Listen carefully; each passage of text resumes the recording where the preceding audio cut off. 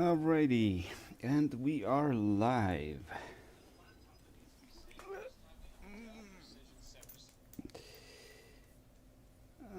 Okay. Alright, nobody's here yet. Let's wait a few minutes for someone. Anyone.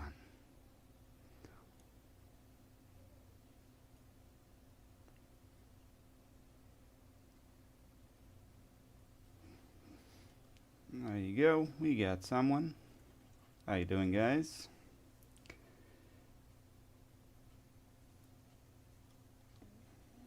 Let's see the chat over here. More CPU fun. What do you want, CPU fun? We gotta fix some ECMs today. I mean, we don't have to, but BGA work is a little bit uneventful because the majority of the time you're just waiting for the preheating and then the whole wicking process and stuff, which I kind of messed up. I probably should have started with the other board. Get a hang of the wicking, or get a hang of what temperatures should I use to wick it, because I let it cool down too much and then I had to scrape with the wick, and I scraped too much. I mean, it should still work, but I'm not sure. Yeah, looks like Ethan's what was it, the M15 was it, also has a faulty CPU. But I would check the MISO rail on the BIOS, see if it's even initiating anything, if it's enumerating and stuff, because that could confirm whether the CPU is actually working. But most likely in this case, it's a faulty CPU. You're right. I didn't title the stream correctly.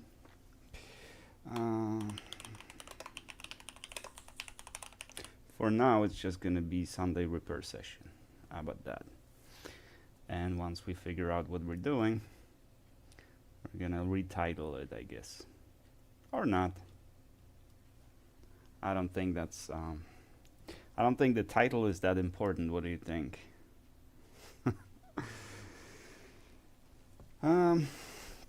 Well, what we have is few things actually. I really don't want to do this one on stream, although maybe we should. So with these, they're glued shut, right? So what I do, I just take a knife and I just keep scraping, keep cutting little layers of silicone. And eventually it gets pretty deep. Then I unscrew it and I just lift it.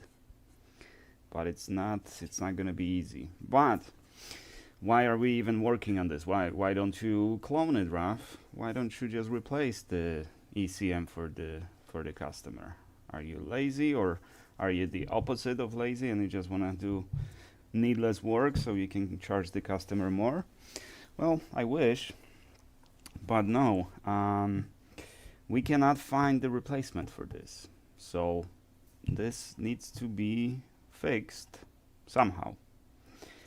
Now, once I open it and see what's inside, we're going to do some recapping, some measurements and stuff. I doubt there'll be any corrosion or liquid damage or anything like that. But the replacement, if you can find it, it's around $7,000. So feel free to replace it, sure. But you can get similar ones for diesel engines, and they're only like $150, $130. You can find them under $200, which means I can get parts from the other one. It's obviously not the same one, but it's gonna have the well, different MCU, different flash contents, but we could use the hardware from the other one. So that's what I was thinking, but first we need to open it. But before we do, I do have to finish that 2014 Impreza. So I officially give up on this one. So what we did, we confirmed that the transistor is good. I replaced the IC501. You didn't see that yet because the video is cut, even actually over there, and I just need to upload it. But it didn't help. Then off camera, I noticed that the reading on this chip is slightly different, 751. So I figured I'm gonna replace this chip, which I did, and it didn't change anything. And actually looking at it now, so this little pin, this pin over here, I see that it's going to, it's a small rail. It's going to perhaps MCU or somewhere, hard to say. We don't know what this chip is, but the replacement didn't help. So basically we're stuck on the issue that there's no 5-volt rail or 4.2 rail, regardless of what we replace. It's definitely not an MCU issue. So the simple solution is replace the MCU, or swap the MCU from this one to the replacement, and of course the VIN and stuff. And that is what we have to do today. Let's see. Let's get it nice and high so we can see the whole chip. Now with this, it's not really difficult, it's just time consuming because it's a lot of pins, but there's no ground plane underneath, so it's not that hard. I also have, my wife keeps reminding me of this.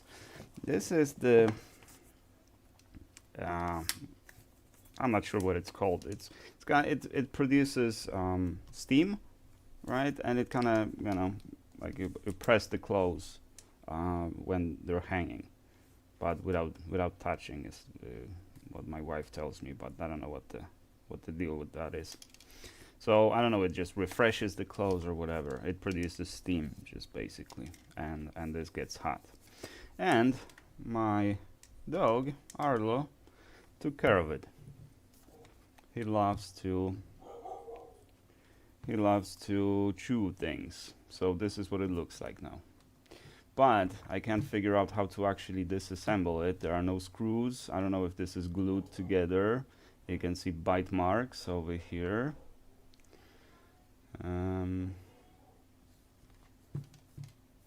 So basically we just need to repair the cable on this one. Nothing too exciting, but my wife keeps reminding me of it because she wants to use it, and and she can't. So I don't know. I could probably cut through here, expose a little bit more of the cables, or I could work with this. How much power is it? Oh, this is 1200 watts. That's a little bit. So you can't make a poor connection. So this needs to be soldered pretty well and insulated correctly before we can use it. I don't want anybody to get electrocuted after my repair, you know what I mean? Oh, looks like Arlo's gonna say hi. I'm gonna have to grab spray. What do we have? Let's see. Most parts same, yeah. Thank you, Dave, for supporting. Arnold, hello. Oh no. Harrytronics Fix. Hello from Nigeria. How you doing? How's the weather in Nigeria? Dave, you have a strange issue coming back on me. Oh, what's your issue? Another PlayStation? Something keeps killing me. Oh, DDR4 cache on a PS5. I thought it was just a fluke on time 2, but no way on time 3. So on the third try, yeah. Well, I can't really help you with that. All I do on PlayStations is just is the, what do you call it, the HDMI port replacement. That's pretty much all I can do on these. I mean, some simple power delivery issues. You know, it's every device is pretty much the same. In that regard, it just needs to deliver certain voltage, and you know, PMICs are pretty much the same on all of these, or they work the same. They're not the same chips, but they work on the same principle.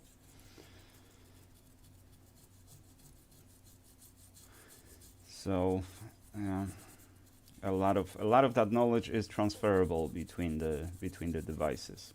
Now ECMs work a little bit differently, or at least Subaru ECMs, they work a bit differently when it comes to producing power rails, and this is something for some reason I cannot figure out. So I figured I contacted the customer and said, sorry, I can't figure it out. If you want the swap, let's do the swap. It's a little bit more expensive than just cloning, but at least it produces the desired results. Because this big chip, it holds the map for the engine, the tuning map. So if we just, clone it to another ECM, the map is going to be different. So then you have to pay for tuning again,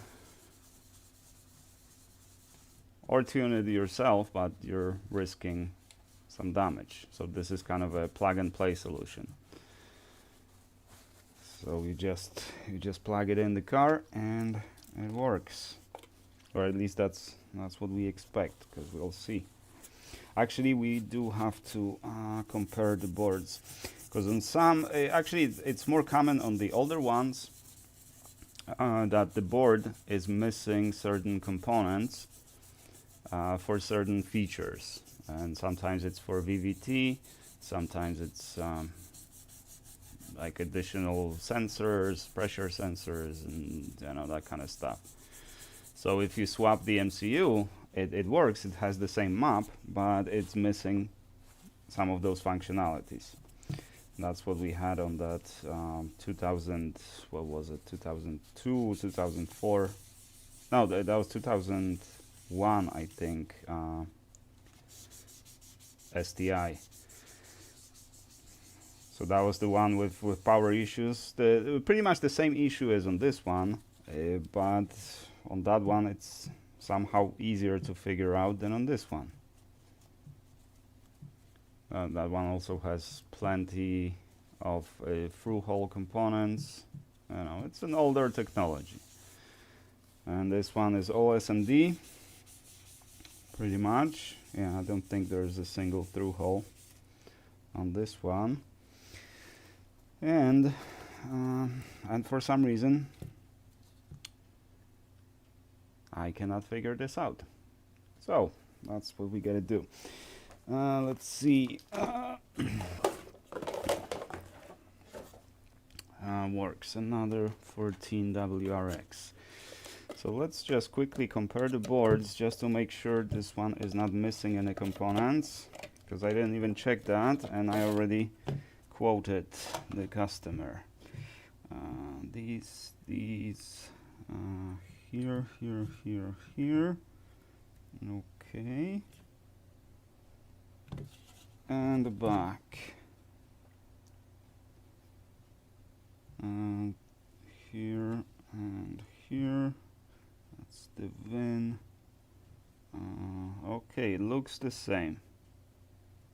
Okay, so it should be good. Because I did that on the other one, the 2001 Impreza, and I shipped it back to the customer, and the customer says, well, VVT doesn't work, right? And the second oxygen sensor, and stuff like that. So I received the boards back, both of them, or no, I had the replacement I kept in the shop, and it turned out that there's plenty of components missing.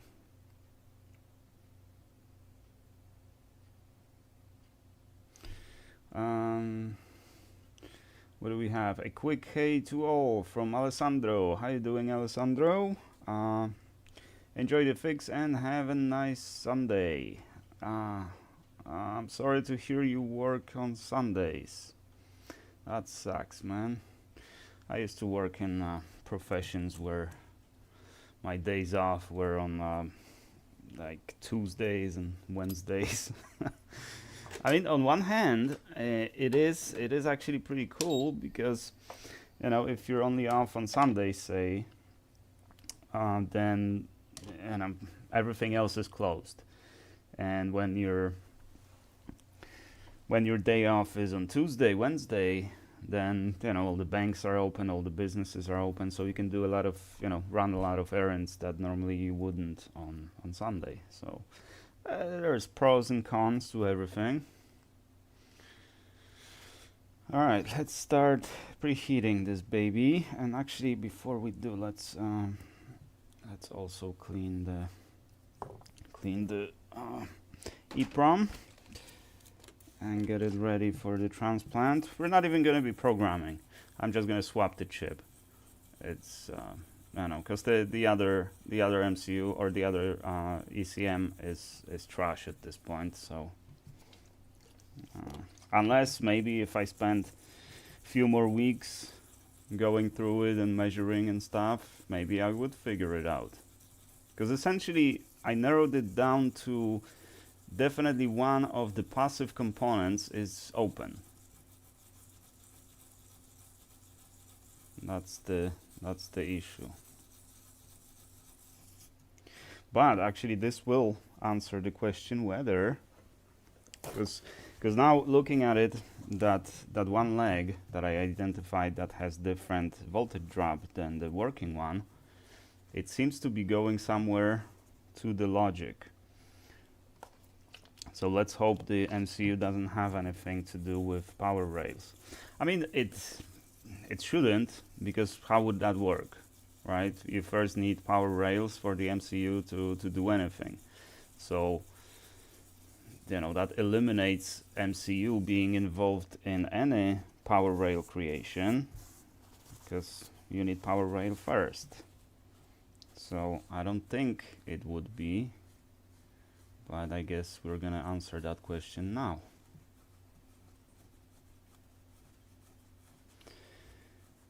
Okay, and this one is clean. Well, clean enough.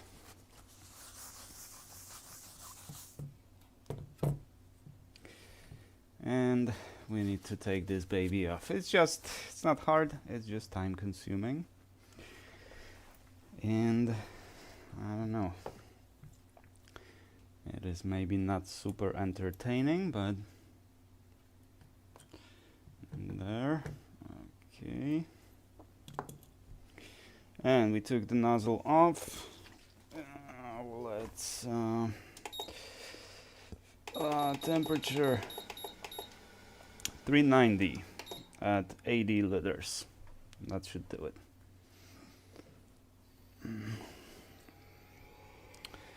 And well, we'll see if that does it, because we're not blowing too much right now.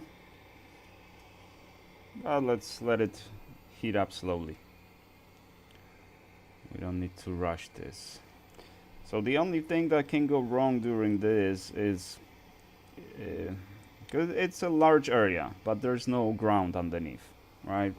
So as opposed to like 501, this one has big ground underneath, so it takes a lot of heat to dislodge it. This one, it doesn't take a lot of heat, but if one of the pins, because of the area, so we don't have a big nozzle that would cover the whole area. I mean, you could do it on the BGA station, sure. That would be probably more reliable. But since it's a big area, if you miss just one pin, there's one pin doesn't dislodge, you pull the chip and you bend the pin, right? Worst thing that can happen is that the pin will break off, which would be rather disastrous in this case.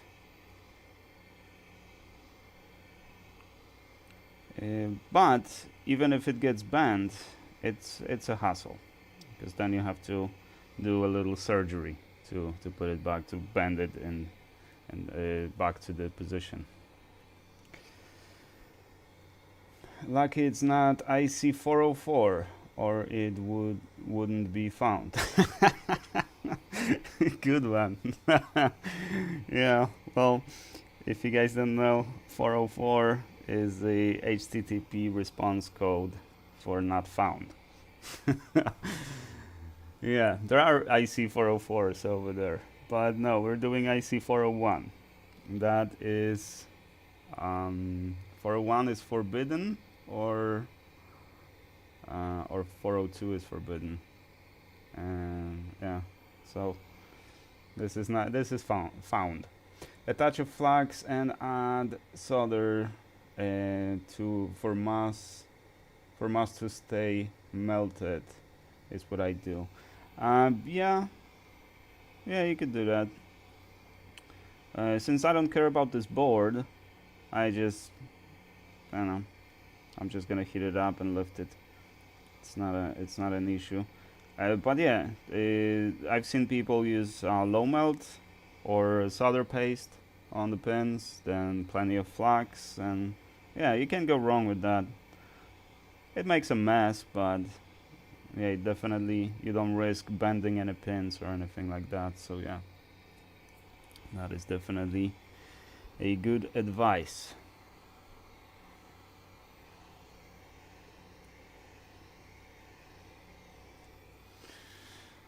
Let's see,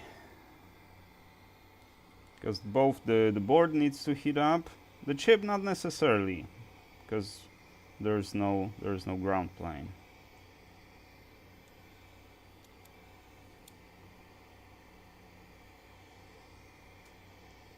I will probably increase the airspeed in a second, just to help it a bit, but first let's heat it up nicely. We could even use the thermometer.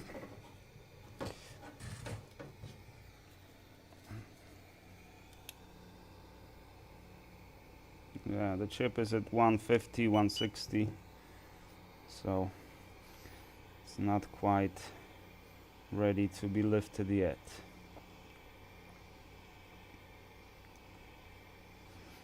You could think of this as a BGA, although this is not a grid array, but the number of pins is BGA-like.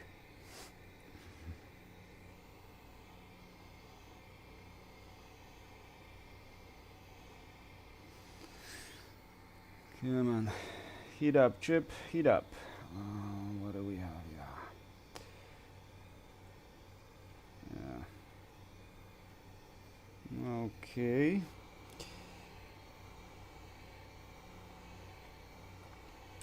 And we cannot mix up original with the replacement. I probably should have written something on the board so I don't get confused. Although on this one, yeah, I would recognize it because I replaced IC501, so I will recognize the board. Also, the transistor was replaced, so you can tell which one's which. So it shouldn't be a problem. Good morning, everyone, from Jerry B. Morning, Jerry. Dzień dobry. How's it going? How's the weather in Poland?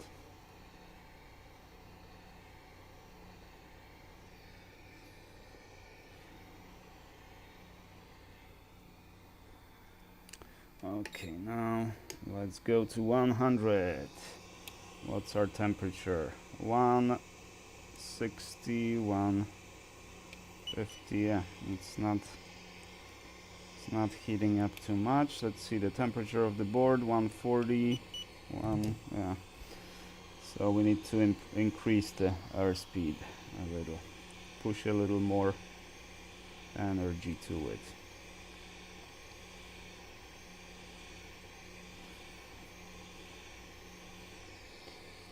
Because I don't want my desk to start lifting again. Or the mat. Oh, 12 degrees Celsius and rainy in Poland. Oh, yeah, it's October.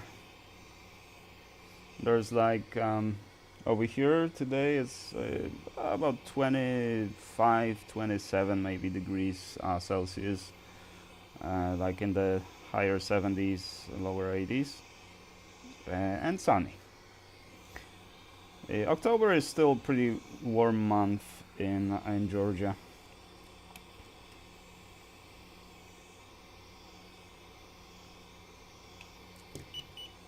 And that's why I like this place. Okay, it's still not moving. Let's do 400 and 120. So now this should be a final heating up. Yeah, man, that's why I love Georgia. I love the weather, and it's kind of a unique position because we don't get this, we don't get those hurricanes, or at least they only just kind of scrape us. They don't usually hit us hard, and the weather is great. It's green. You know, it gets cold. Last winter we had snow. So it can get pretty cold.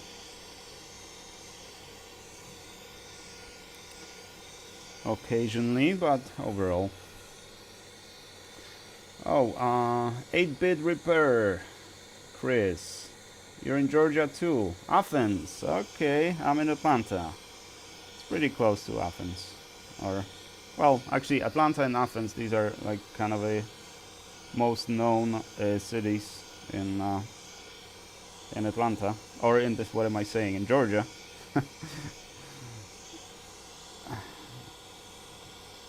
I've lived in Columbus before, Columbus, Georgia, but yeah, Columbus is more known as in the city in Ohio.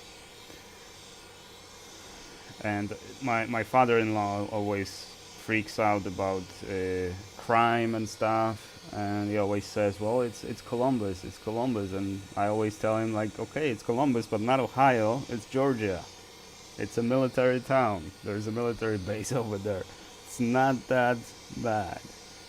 But actually, I had a serious egg in my face a few days ago, because on the day I said that, there was a murder, like on the street, on the same street they live. So, but it wasn't like random crime. It looks like it was some family issues or something like that. So, no, it wasn't like random burglary. Okay, why is it not dislodging? Since the board is at 1... Oh no, the board is still not quite... The chip is at 200 degrees, but the board is not.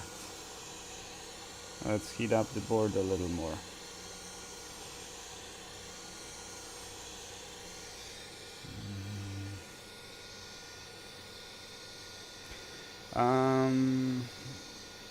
What do we have? I'm jealous. I'm moving. Yeah. You don't like winter either, huh? That's why I moved. What are we repairing? This is 2014 Subaru Impreza. No power. Both power rails are shot. I spent 2 days trying to figure this out, and I'm giving up. So we're just doing a transplant. We're gonna move this big chip to the replacement board, and that's how we're gonna fix it. Whole country is broke. Yeah, Every country right now is broke, but especially US. Do wide nozzle and add solder to pins. Yes, I'm not using nozzle, as you can see, so yeah, this is good. And add solder to pins. As I said, I could, but I should be able to do it this way. Although it's not quite working yet, but just a matter of time.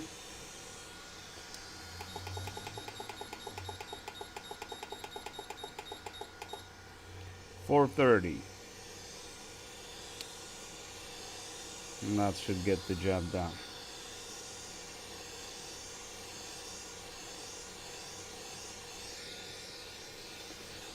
Yeah.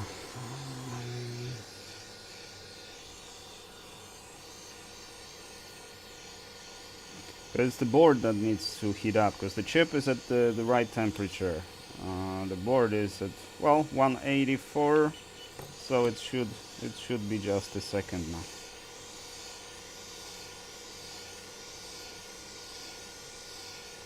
Because you don't want to overheat the chip, you want to heat up the board. Actually, it would be easier to do it on the preheater. Heat up the board and do it that way, but it's a hassle to get the preheater, and I hate working on the preheater because it's a lot higher. It's a hassle to do it on the preheater.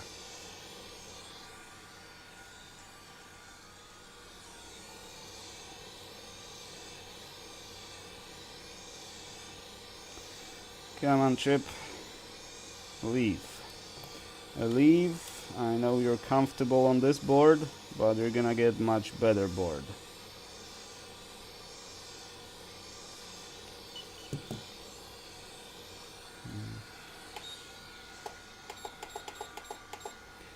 And 450. This machine goes to 500 degrees, but I don't think we're gonna need 500 degrees. I don't remember what temperatures I used to use back. It's been a while. Well, maybe not too long, but it's been quite a few months since I did an MCU swap, so I don't remember what temperatures I was using.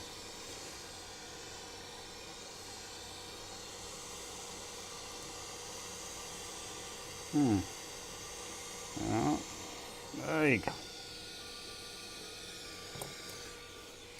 450 did the trick.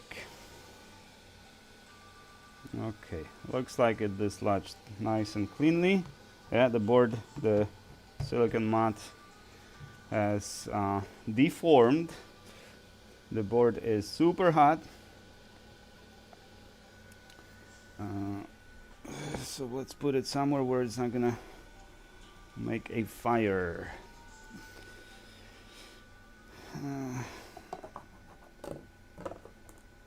Yeah, the paper box should be good, right? Paper doesn't burn, right?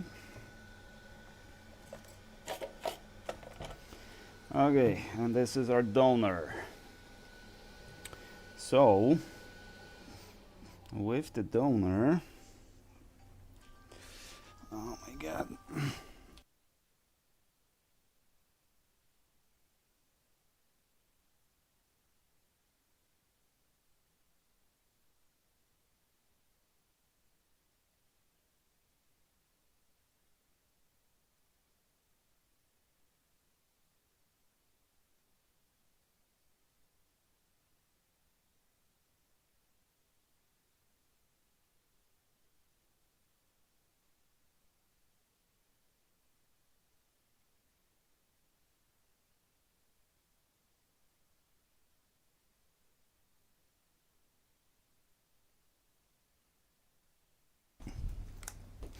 All right, sorry about that. I thought I smelled something burning, right? And my phone was ringing off the hook, and that was my wife saying, please check on the soup because I left it on the stove. And I don't know if she forgot or whatever, but she likes to put stuff on the high heat. But if you cook on high heat, you have to keep stirring at it, mixing it and stuff like that. That's what cooking on high heat is. You can't just leave it. I prefer cooking on low heat, which means I can just leave, right? Put it on the stove on a very low temperature and just go away, right? And check on it in 20 minutes or something. But if you do it on high heat, you have to watch it. And I thought I smelled something burning. I went to the kitchen and the whole kitchen is smoky, super smoky. Yeah, so no more soup. And probably the pot is gone as well. I don't think I can clean that pot anymore, but we'll see.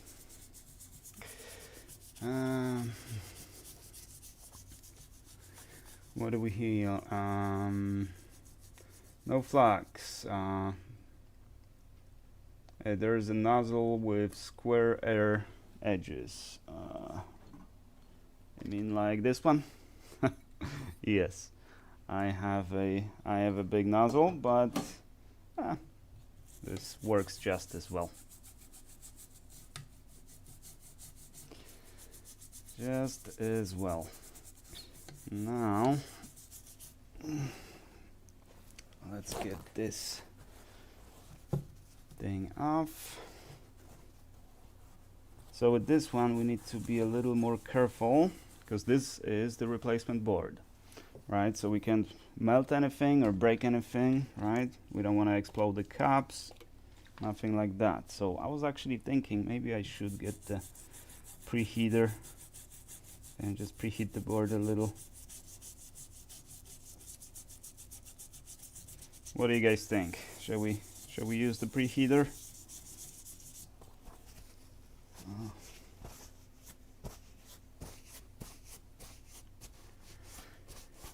Shepali, yes, it was burning.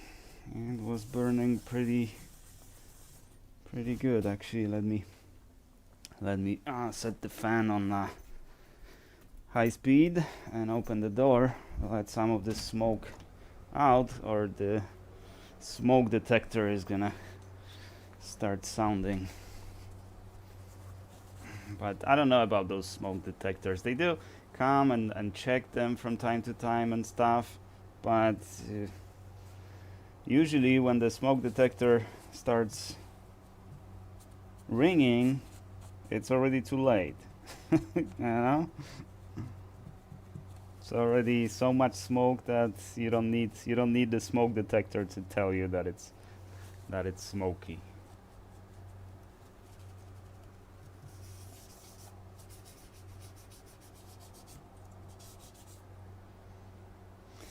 There.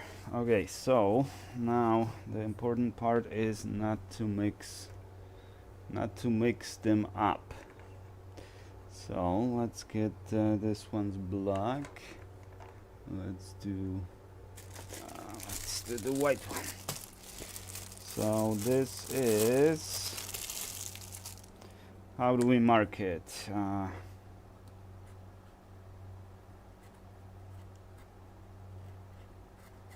Trash.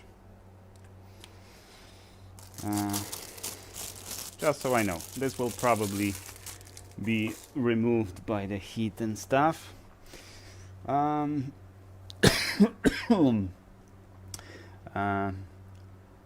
my god, what's your name? Abner? Hello. Hello, welcome. How's life treating you?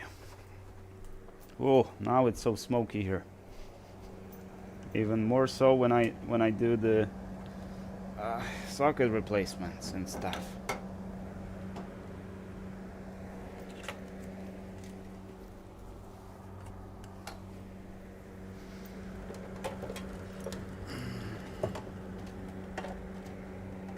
Oh, don't tell me this is what you're gonna do. Come on.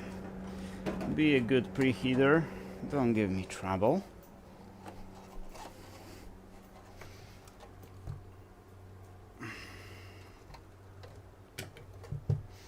Alright, this will make it a lot easier.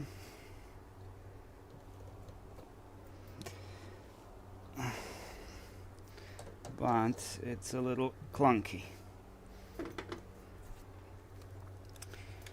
Let's do this.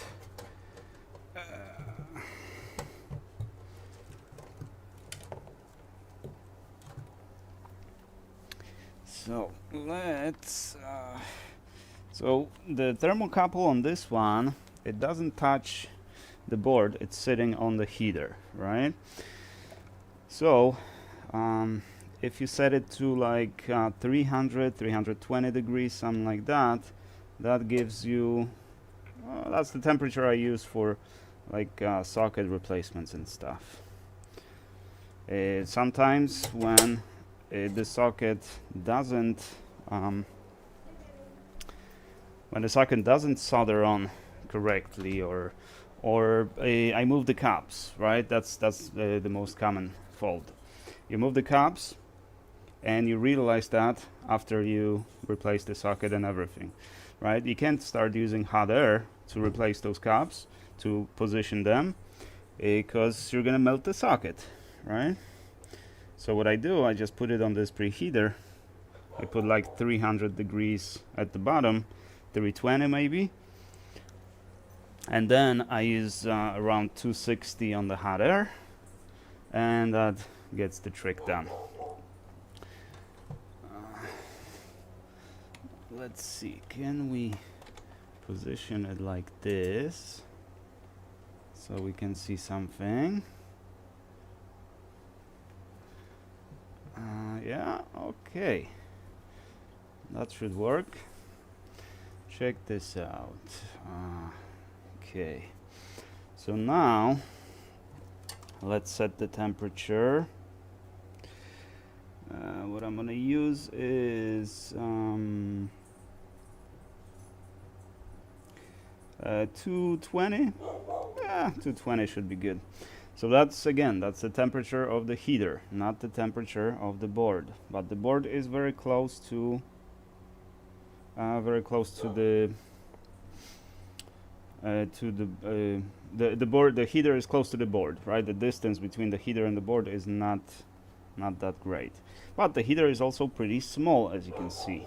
It's let's see, about 5 inches, about 5 times 5 inches. So it's pretty small, but for ECMs, it is a perfect size. Let's see, we're at 44, so that's gonna make it super easy now.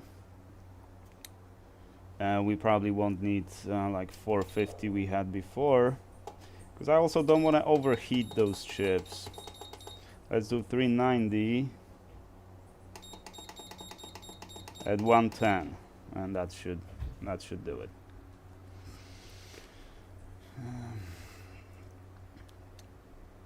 All right.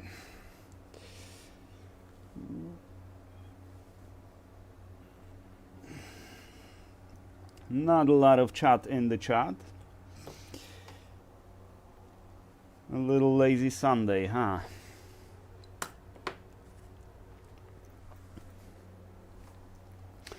We're at 87 degrees on the heater, 89, 90. It's growing quickly. Doesn't mean the board is gonna be heating up this quickly, but it's already nice and warm. The temperature is 46 degrees on the chip.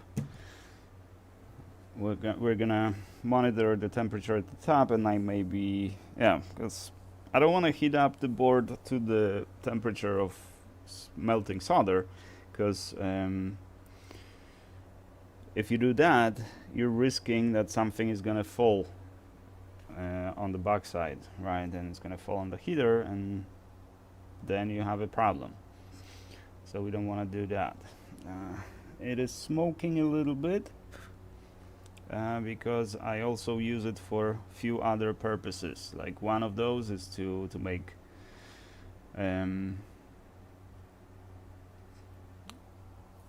to make flax. I also make candles. So there's a little wax left on the heater, so it's smoking off right now, which is fine. Normally I heat it up to like 160 because my dish is sitting directly on the heater. Everybody sleep. That weather in Poland, it's sleepy weather. Sleepy weather, yeah. It's pretty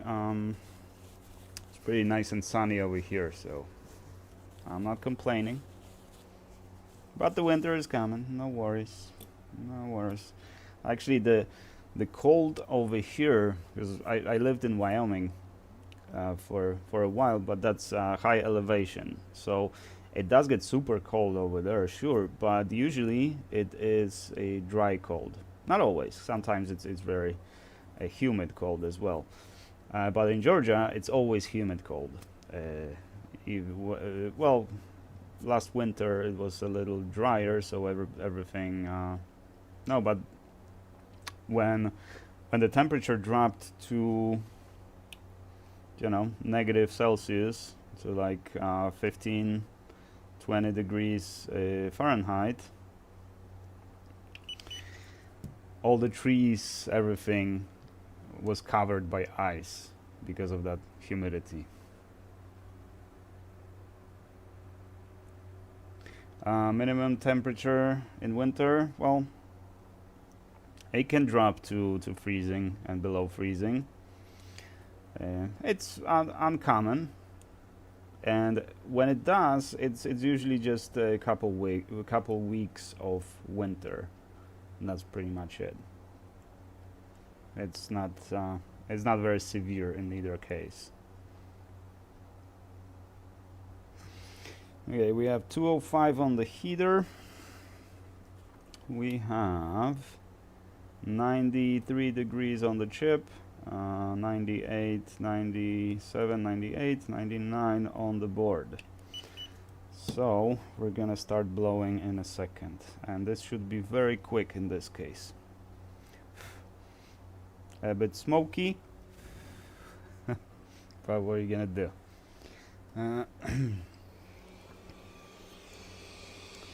205 on the heater, 206, and it started regulating now, so the power is going down.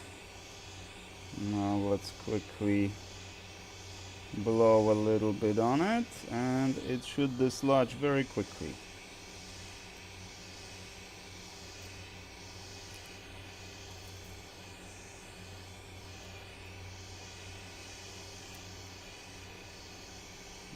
There was a little bit of alcohol left somewhere. I heard it evaporating.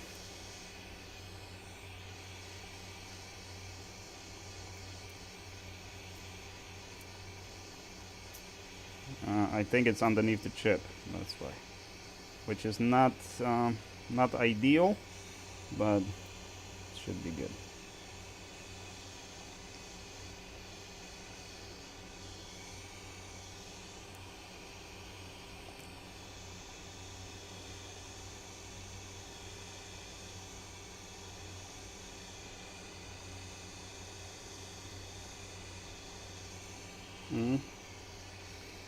Still taking its sweet time. So let's see. Because I don't want to melt the plastic on the crystal. I also don't want to explode any cups, although that's not a problem. I have plenty of these for replacement, so. Come to think of it, maybe we should open one of the cups and see if it's not dry.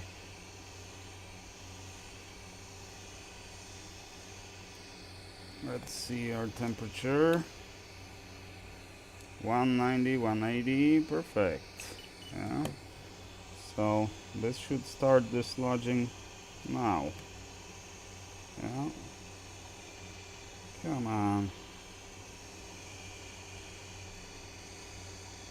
Now on this one I don't care if I mangle pins or anything like that, I just don't want to damage the board. That's the only that's my only incentive here.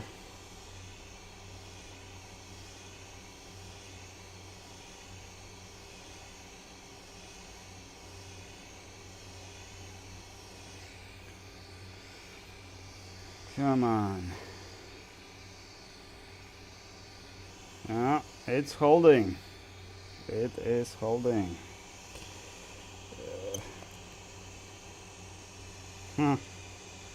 Still not.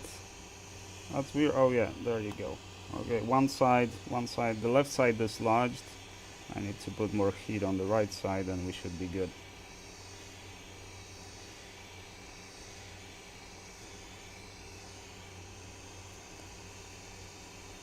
And there. Okay. See, with the preheater, it's really a lot easier. Okay, now let's turn off the preheater. And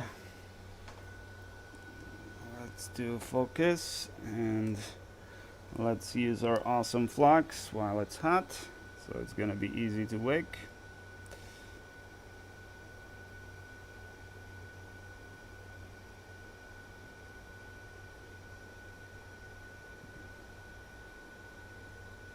There.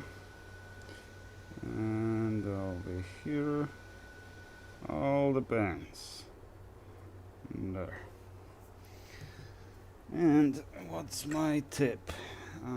Yeah, this one will do. And let's grab some crappy wick. Yeah, this one will do. When the board is nicely preheated, you really don't need good tools, meaning the good wick or anything like that. As long as the temperature is there, every wick will do.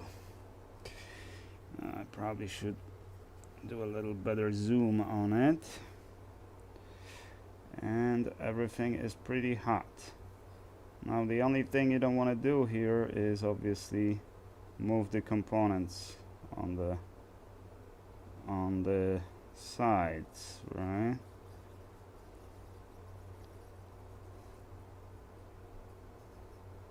There's luckily they're not as tiny as we do on the motherboards and around CPU and stuff. So even if we move them over here, it shouldn't be a big problem. Okay, this wick is just horrible.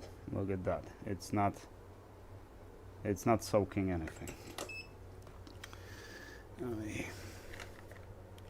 Let's try the tiny wick. This one should work better, although they saturate a lot quicker, so yeah, they soak better, but you have to cut them a lot more often. Yeah, this one is working pretty well. Yeah, I don't know what's wrong with the other wick. It's unbranded, right? It's just wick brand wick.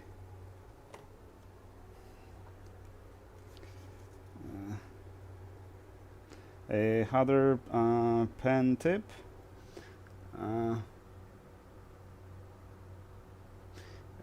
This is the thick strands wick. Yeah, I guess so.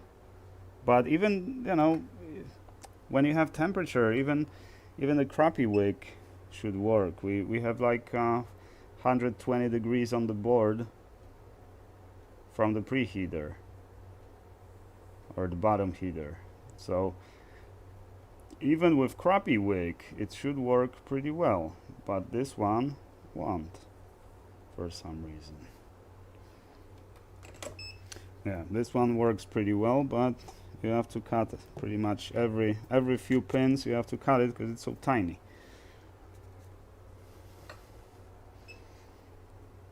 And with those big wicks, you know, we can do the pretty much whole board on one little piece of wick, and you're done. And with this one, you have to keep cutting.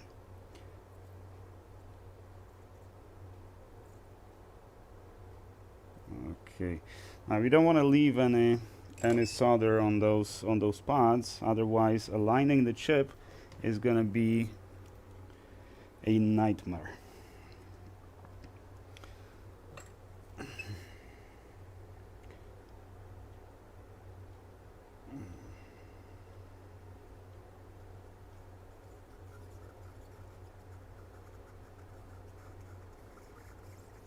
There, come on.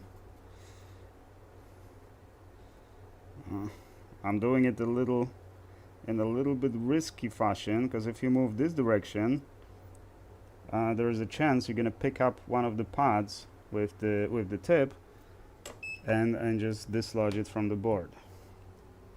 Which again is not the end of the world. We can fix that, but it's added time. Right? We don't have all day to do this.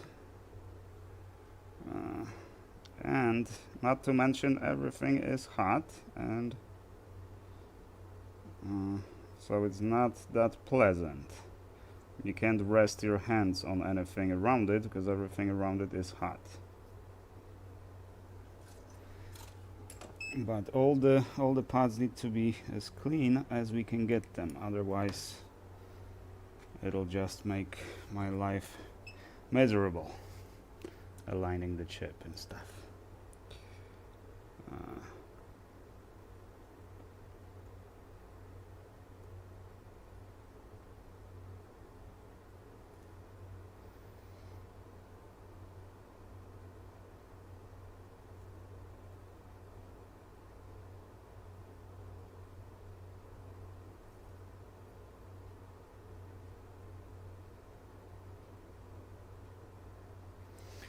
Okay, that should do it. Now, does it look clean? It's hard to tell when the flux is still on it. JFix, how you doing, man? Glad you could join.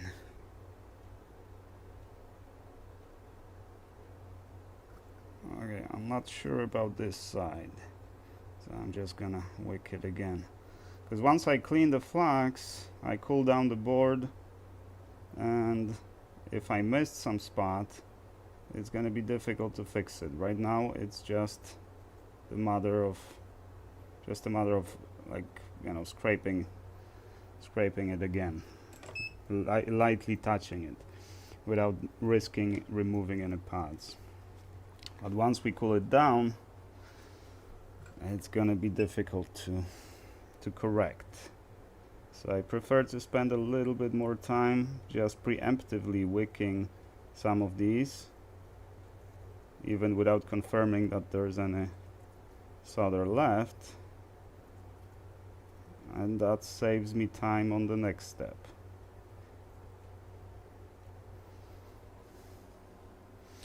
Okay, I think it's good. I think it's looking good. The heater cooled down to 172. Let's see. What do we have? Hi, JFix. I am unbranded. Yes. It's taking chips off the car ECU. Yes, sir. That's a big chip. Indeed, it is. It's not very difficult, but it can be pretty time consuming. Look at the cleanliness of my preheater. Have you seen the preheater cleaner than this? I don't think you have. This is the cleanest preheater ever. Now, let's get this off, and the easy part now, because actually the hardest part is just removing the chips. Okay, let the preheater sit there, and finally I can sit down. Okay, so now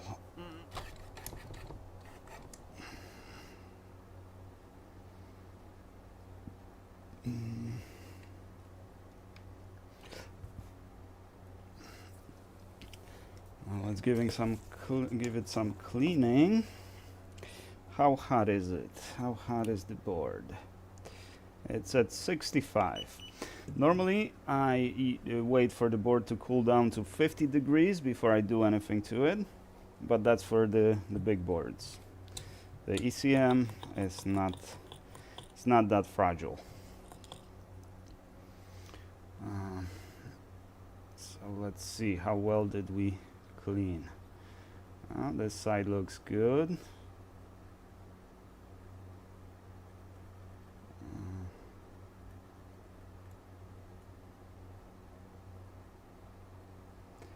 This side is almost perfect, but we missed the speck. See that little speck we missed? Let's hope it's not gonna give us issues. Yeah, over here. So yeah, it's not perfect, but let's hope it's good enough,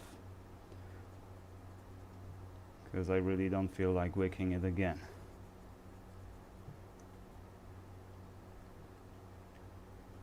There.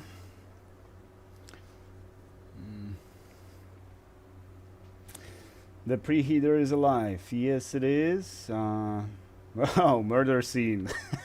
What, did it look like murder scene? Yeah. Yeah, I guess. Well, I've been using it for so many different things. You know, that yeah, it gets dirty. It's hard to keep it clean. But I have a replacement heating plate, right? And this was the, I think, Yihua preheater, but it sucked. It absolutely sucked. The thermocouple was inside the heater, so you could only control the temperature of the heater, not the actual temperature that the heater produces. So the maximum temperature you could heat up the board on it was like, I don't remember, like 80 degrees or something like that. And the heater technically was telling you that it was at 400 degrees, but it wasn't. So what I did, I just first I started playing with the circuit they had in there, trying to modify it. But finally, I just bought a Rex temperature controller, you know, much like the ones that you have on the BGA station for the bottom heater. And I installed a different thermocouple that is sitting on top of the heater, and I can heat up pretty much to any temperature. So I can just put the board on the preheater and heat it up enough to just basically start taking off the components of the board. And it's pretty precise, meaning it holds the temperature pretty nicely. All right, so now let's see how well we dislodged the chip. Is it... there's some... Okay, there's some solder left, so let's first clean the chip a little bit. So the way I like to do it is I just flip it like this. Oh, and we have, yeah. I flip it like this, I give it some flux, and I just wick the pins. Now this is relatively pain in the butt, because if you move one wrong move and you move the pin of the chip, which is not ideal, because then you have to correct it, right? But on the other hand, if you don't do this, the alignment, or getting the chip to actually align on the board, is a hassle. So pretty much without putting any pressure, just let it soak all the solder. If it catches your wick, you're in trouble. There. Just enough to remove the solder. No pressure or anything. Just heat it up and essentially just touch it.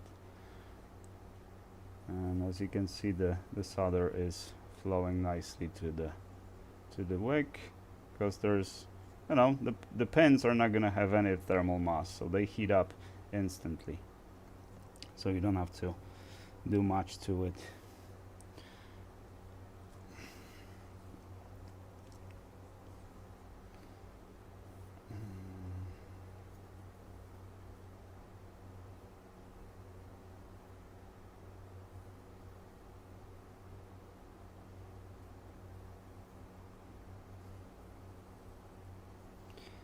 There.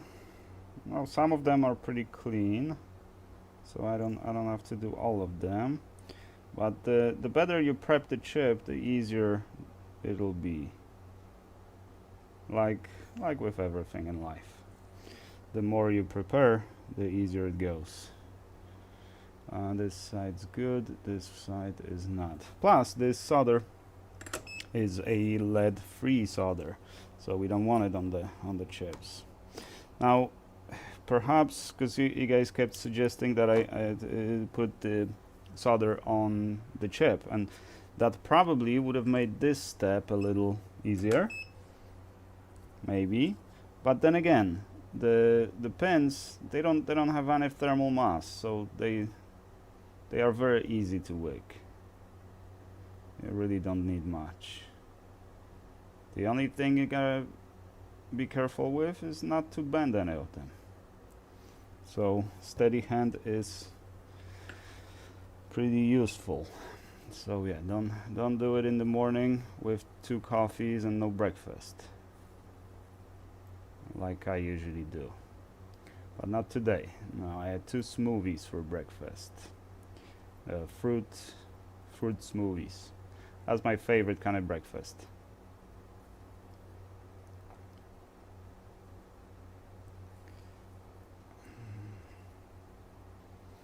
And that looks better than factory, right?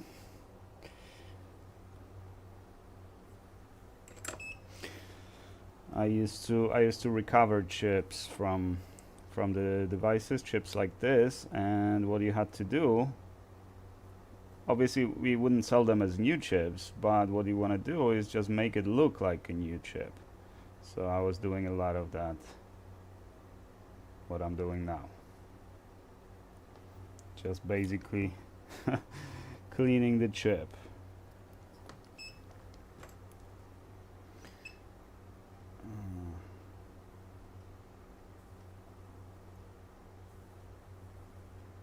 There. What do we have? CSI Atlanta, Chip Support International.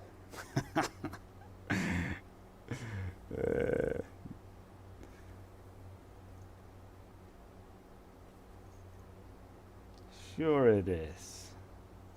Why not?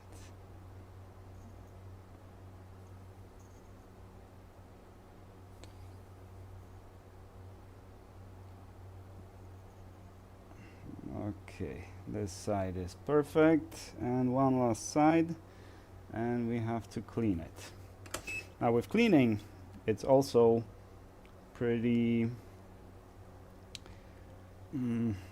well, you also have to watch even more so on not bending the pins.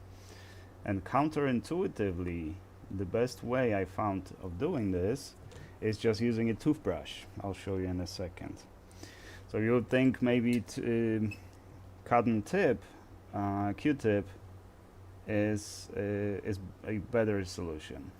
But with cotton tips, Q-tips, the problem is that you can catch the pin with those little fibers and pull it.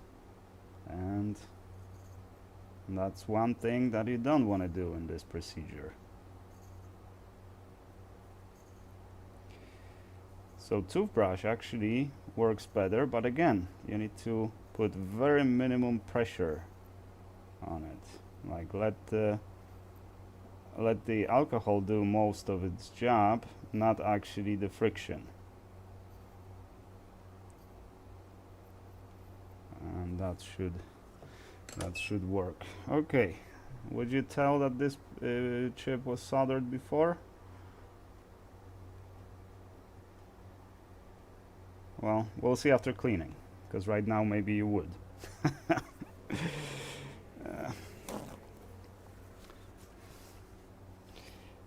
What do we have there? Okay. I'm enjoying the live streams. Thank you, JFix. Non-sponge might... Oh, nano-sponge might work well. No fibers to get caught in the pins.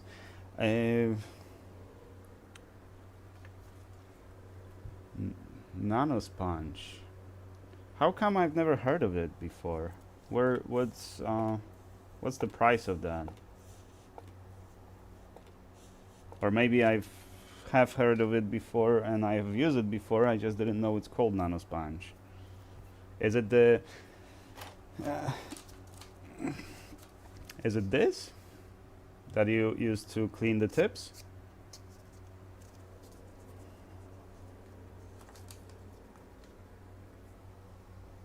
Because that might actually be a good idea. Okay. Break the brush and clean the brush first.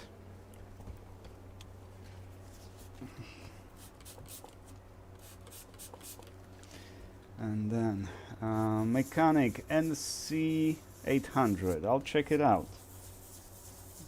What? How does it come? Like, does it come like the sponges for the tip cleaning, or is it like some kind of pen or like equivalent of a toothbrush or something like that? How come I've never heard of this?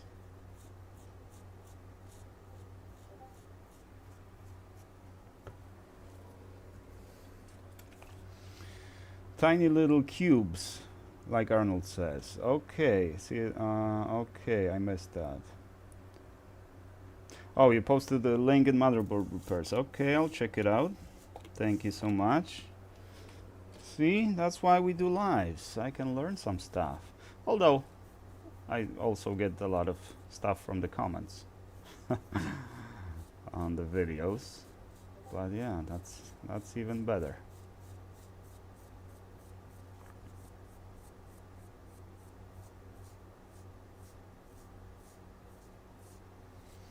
So what I do here, and I just pretty much let the weight of the toothbrush put the pressure on it. So I don't put additional pressure on it, so I don't bend any pins. But if you bend some pins, it's not the end of the world.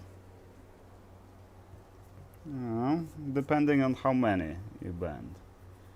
But you just have to find 2 or 3 pins that are straight, solder it on the board, and then correct the pin positions. I've done that before, because it's not like I bend the pins, but sometimes I put those chips in the boxes, right? Those little tiny boxes, and they start rattling over there and start bending.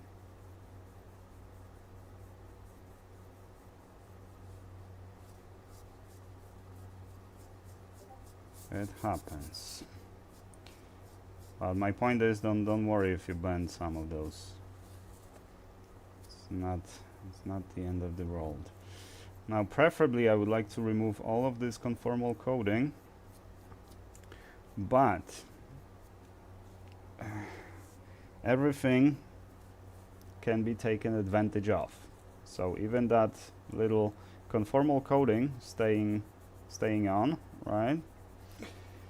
You can use it as glue. So basically you put it back on the board and it catches the board, which makes then soldering first few pins easier. If you clean it perfectly, leave it perfectly clean, then the chip is going to be moving around a bit before you catch the first pin. And you have to catch like 2 or, well, actually 3 or 4. I just catch them on each side. And then you can start soldering. Okay, there is some flux left over, but that's fine.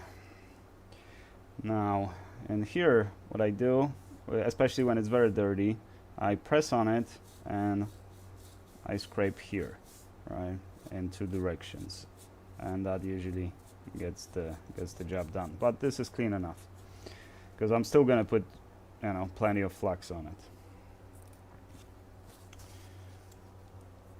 it. Now, the orientation. Pin 1 is over here. So, pin 1 over here. Now, to do this, we need a different tip. I mean, I've done it with chisel tip before, actually. It can be done, but why would you want to do this to yourself? It's a lot easier with bent tip.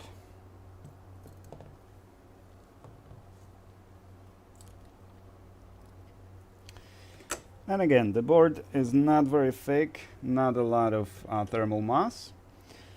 The pins obviously are, I don't know, zero thermal mass.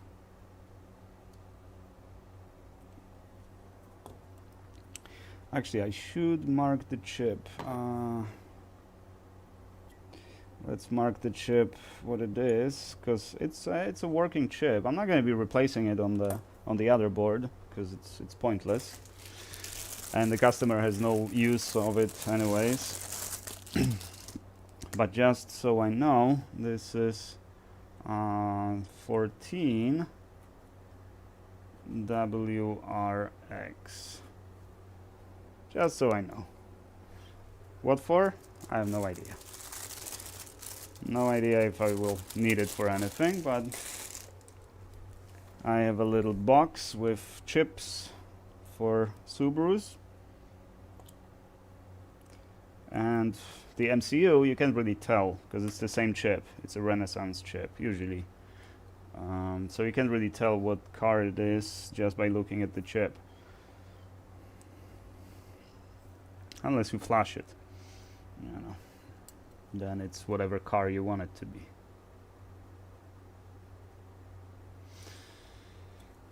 And okay, the light not the best, but now we need to zoom in on it as high as I can, because that's gonna make it a lot easier. Come on, autofocus, please. Yeah, that should do it. And tiny tweezers. What's the package size? About 1.7 inch times 1 inch, a little over 1 inch. And for my European friends, it's about 4 centimeters times 3 centimeters. It's pretty hefty. It's pretty hefty. Now, if you wanna see it on my like this,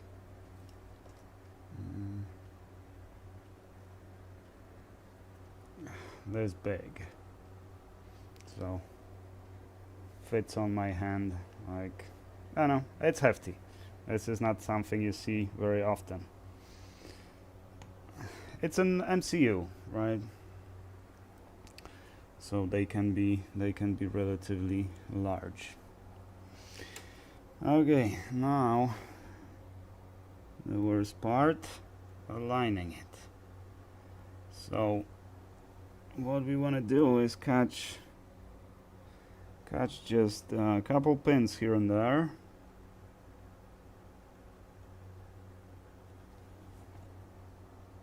Let's see, oh, look at that. Every pin is aligning except this side. So let's try moving a little bit. Yeah, but now that one doesn't align. Yeah, that's how it goes. That is how it goes. Now here and here. The better you align it, the easier it'll be, because if you misalign it, it will still work, right? But it's going to be prone to bridging. There. Okay, so this side. Yeah.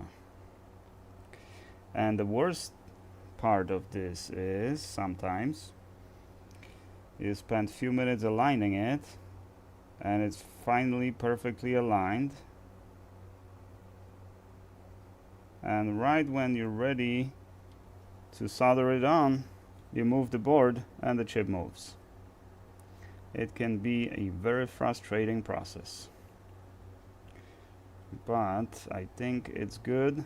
Now this side is not perfect, but I think, yeah, it's not perfect because some of the pins got a little bit bent at the bottom over there, but this is good.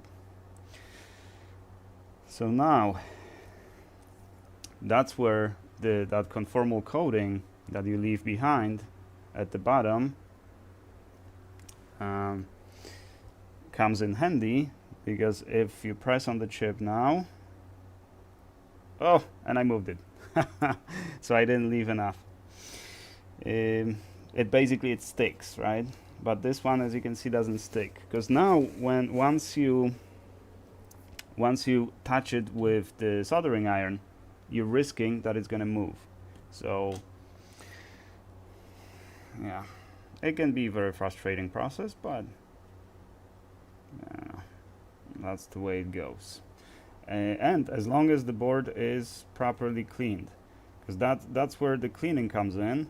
If there's any solder left, it's going to start making friction, it's going to start catching the chip, because the chip won't be sliding across the board freely. So it's truly frustrating if you don't clean it enough. But even if you move it,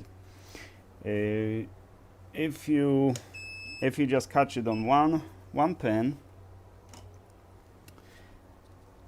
just one, then you keep soldering the pin and you align it, right? And then it's a lot easier.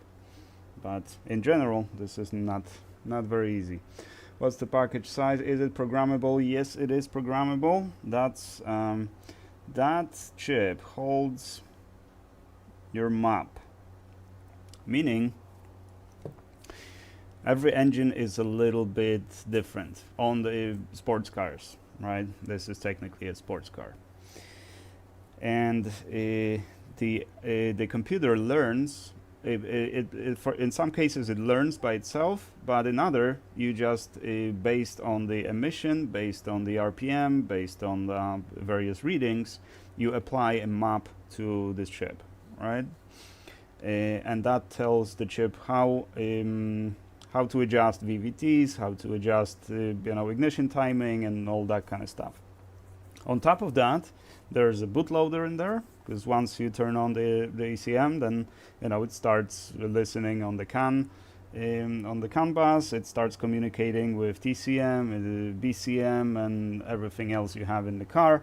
It's got to perform an authentication, whether the VIN is correct, and all that kind of stuff. So this is basically the heart of your engine control module. There's really not much on the board other than MCU. The rest is just output stages, basically. Not much more than that. All right, 370. What do we have? Good evening from Germany. Torsten. I'm looking at something on AliExpress. It's like a weighted pin that applies a little pressure down on the chip to hold it in place. I also shared in motherboard repairs on your Discord. Okay, I'll check it out. I always look for new tools and new solutions. There. That went painless. So it's a big blob. We don't like that, but it's fine because we just want to hold the chip. And now on the opposing side. So now we are slightly shifted, but now I can do it with my fingers like this.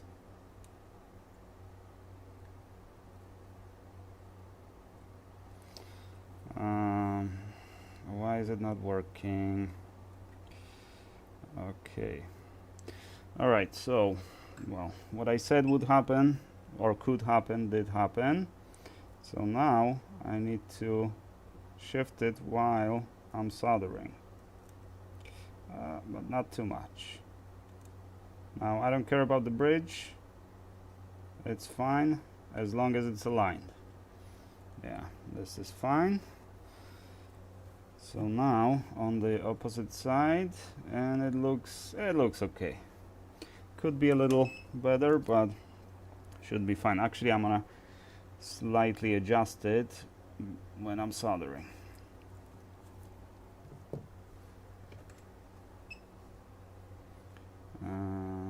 Like this. I don't have enough solder. Yeah. I don't know if that's solder done. Oh, it did. Okay.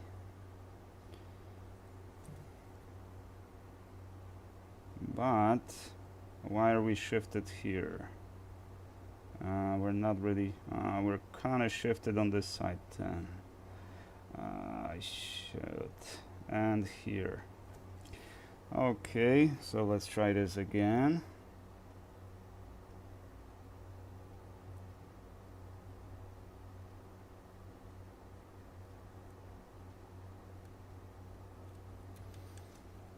Here, and yeah, so this side,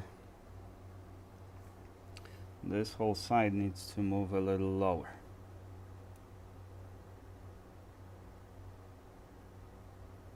There.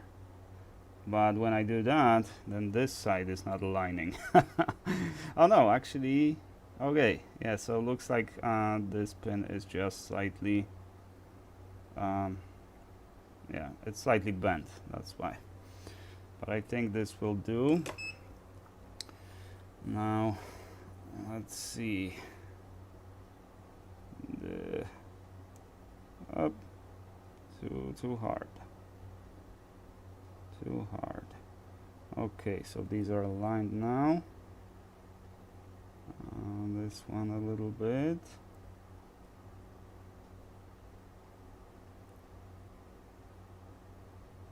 Okay, and the rest looks good. And this side looks good. Okay, and this side looks good. Okay, whew. That's how it goes with these. But once we cut it on two sides, now it's walk in the park.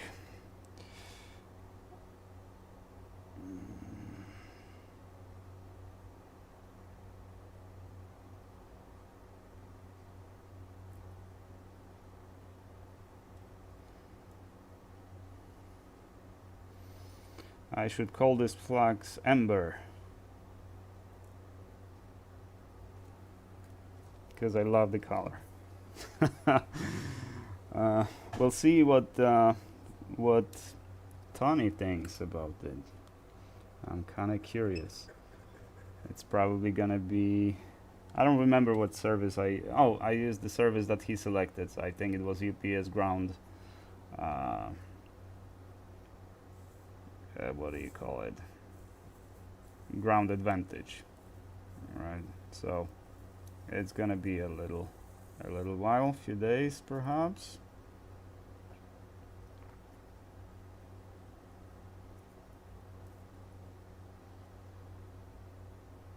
So we'll see if this is gonna work for.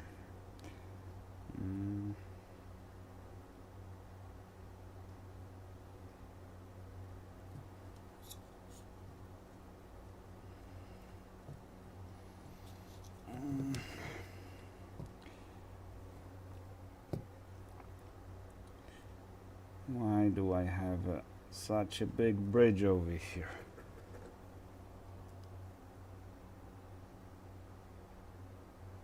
I can wick it, sure.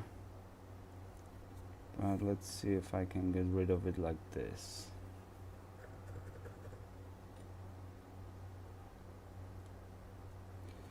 Maybe the temperature on my iron is a little bit too high.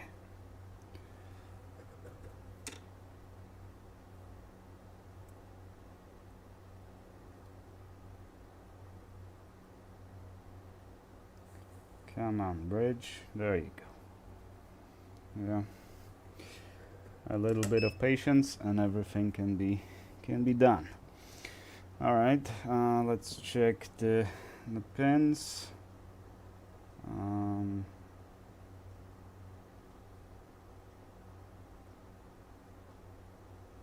Oh. Okay. We won't check it until I clean it, because I put so much flux that it created a layer, a little ember layer. I probably shouldn't be using this much flux on this for that very reason. It's going to be more difficult to clean it, but it's, you know, choose your poison. Either it's going to be easier to clean or easier to solder.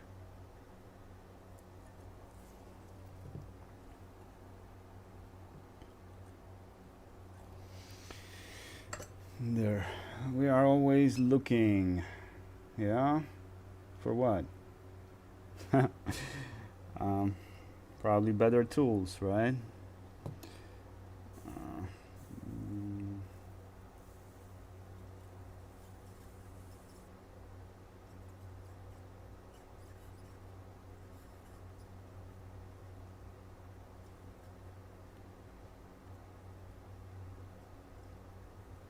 There's really not much solder that you need on these, and I like to do it the way, you know, the way the factory does it. So just minimum amount of solder on each pin, so you can barely even see that it was replaced, right? Usually you can tell, you know, I can't do it that well to hide it, you know, so no one can tell that it was resoldered, but it's pretty close to what it looks like from the factory. Like this. Now we'll see how many of these soldered on in a minute.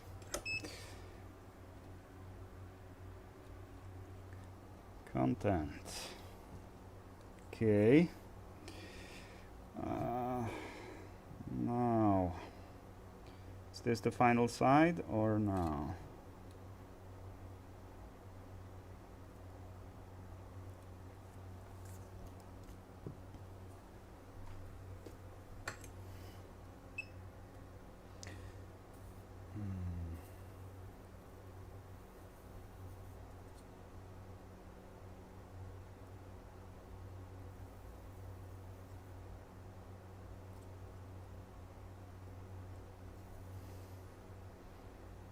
There. Let's see, do I need to put more? Oh, there's still some solder there. No bridge, no bridge. Okay. And this is the final side. This one is actually a little difficult because there's this unfortunate quartz over here. The oscillator, crystal oscillator. But that's always the case because the crystal needs to be very close to the MCU. You can't put it on the other side of the board, meaning the opposing side or the different place on the same side of the board. It's got to be very close to the MCU, otherwise it's not gonna work. So that's always I see people just drag the ball to the end and wake it off. Yeah. Sure. You can definitely do that. Well, I removed this bridge with just the soldering iron, but yeah, you can use wicking. It's quicker, and it also depends on the temperature on the soldering iron and the kind of tip you use. You need relatively high quality tip for the solder to listen to you.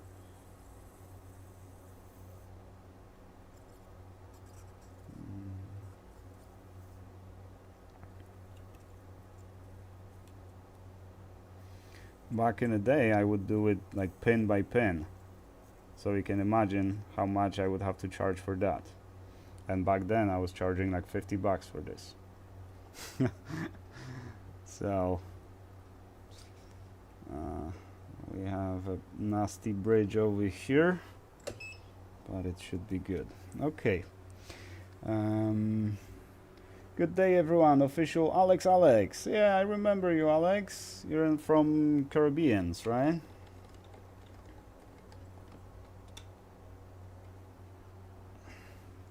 How's life treating you? Hey, where can I get the parts for my soldering iron? I have one like yours. Yeah, I remember. Are you still trying to fix that one? Where can you get parts? What parts? What parts do you need? What's broken? Because the soldering iron is basically a power supply, nothing more, with feedback, thermal feedback, right? So when the soldering iron stops working, it's usually, I don't know, shorted transistor, feedback issue, and you know, but usually the logic should give you the should give you the hint that something's not right. Like if you let me show you. If you remove the tip, right, and you turn on the soldering iron, see, it's gonna give you the SE, right, or 5E, hard to say. Basically, it cannot. There's no load because there's also feedback in the thermocouple in the tip. So is that your problem, or it just doesn't turn on?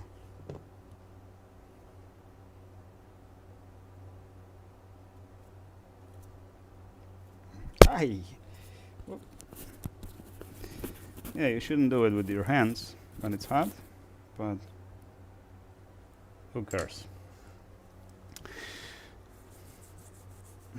So typically the parts, I don't know where you what services are available where you live, but I usually go for either Mouser, DigiKey, eBay, AliExpress. It kind of depends what I'm looking for, right? But the question is, what is the problem with your soldering iron? Is it not turning on, or is it just not working? Is it beeping? Is it not heating up? That kind of stuff.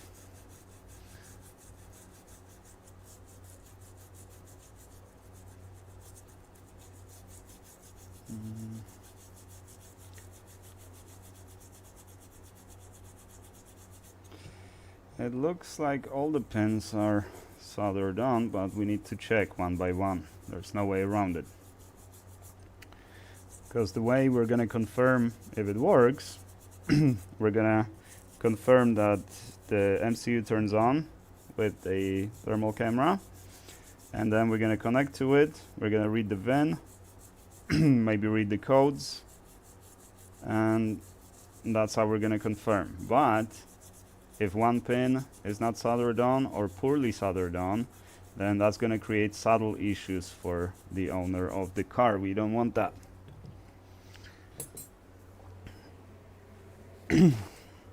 What do we have?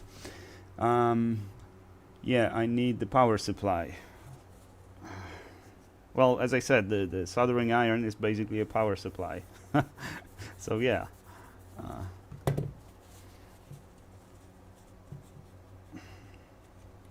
I don't know if the depending on the design, but some soldering irons might have the nice separation. There is a power supply and there is a logic unit, right? The control unit. And if your power supply doesn't work, well, it should have 2 rails at least. One rail to supply the logic, the control side of it, and the output stage. So you should have 2 rails. Is the logic, probably logic will give you like 5 volts, maybe 3.3, maybe even 1.8, but I would think that it's gonna have like 3 rails. One the output stage, one for supplying the screen and stuff, that's probably 12 volt, and one for the logic. So either 5 volts, 3.3, maybe 1.8. So which one is broken? And you can probably, because you probably don't have to replace the whole power supply. You can just find the fault. Most likely on power supplies, well, typically short or feedback issue, right? So it just doesn't turn on because it doesn't have it detects a fault, right?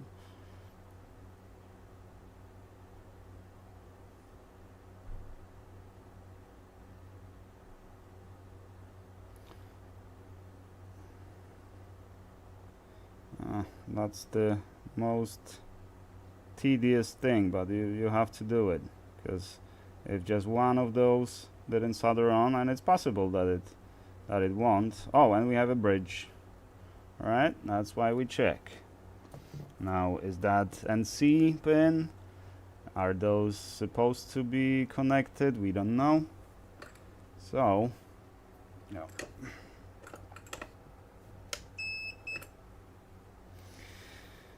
But we don't want bridges. Come on. There. That's why we check. And we have to clean it again.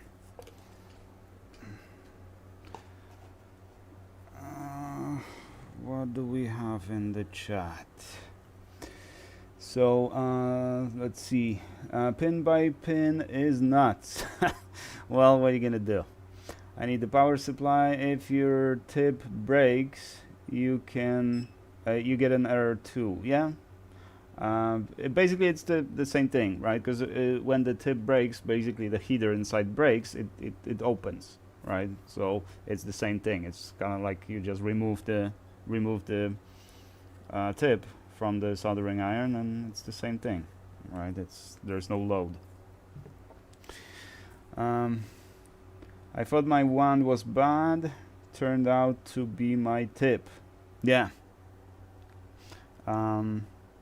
Well, you have replaceable tips, right? So that's probably the easiest thing to confirm, the quickest. Just replace the tip and see if the problem persists before blaming the wand, yeah, or the handle, as they call it.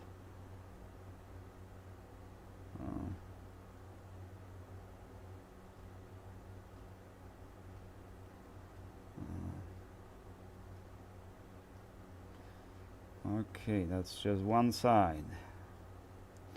How much do you think I'm charging for this? How much would you charge for this?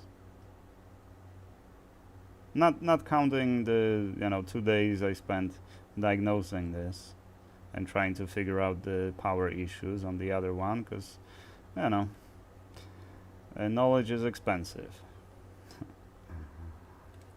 Okay, this side is good. If I miss some bridge or something like that, yell at me, because I really don't want to miss any. Who is calling? My wife is calling again. I already turned off the soup. And yes, or she left another soup on the stove and now calling me turn off the other soup. Oh my god. This lady of mine, she burned so many pots throughout our 11 years of marriage. She burned so many pans and pots, I wouldn't even be able to count.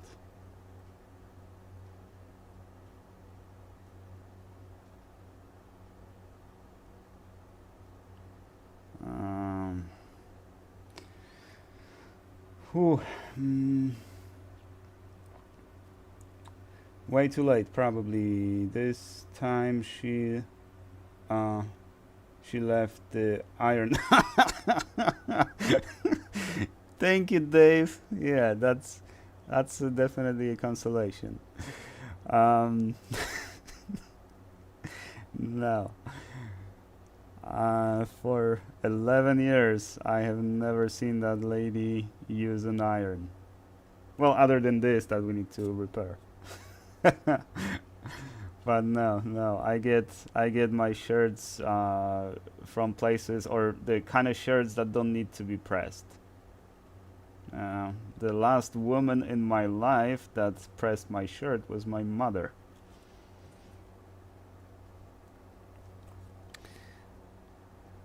And I wear a lot of shirts, in case you didn't notice. So yeah, I like them pressed, or at least not super wrinkled. So it's kind of a hassle for me to actually get that, to fulfill that. Wear a shirt and not wrinkled shirt, but not having an iron. Yeah, we don't even possess an iron, because I never bought one, because I know she doesn't do ironing. It's a prenup agreement.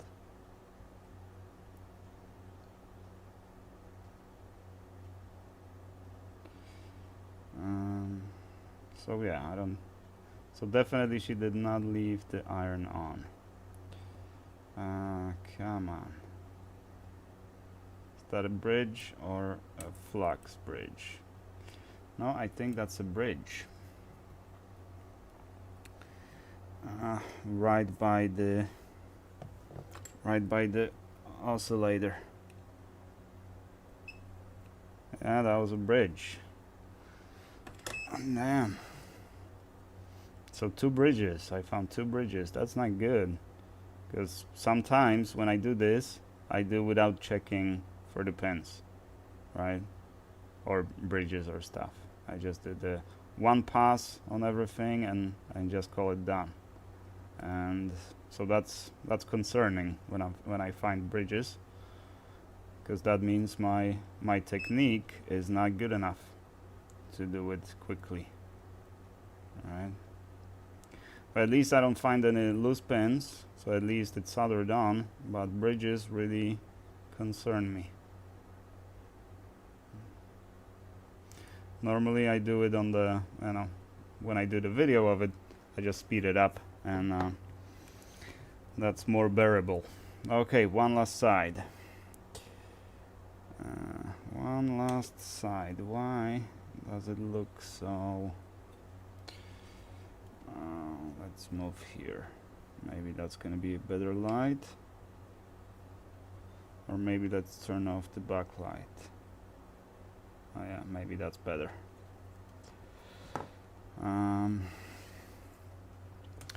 It would be even worse if you had to just go with the multimeter and confirm there are no bridges. Like we do on the PlayStation HDMI port.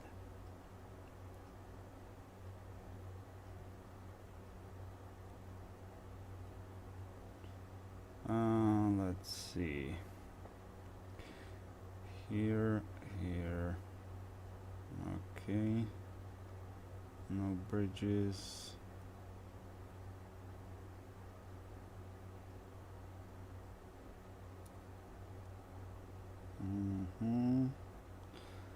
And we're almost done. Few more pins.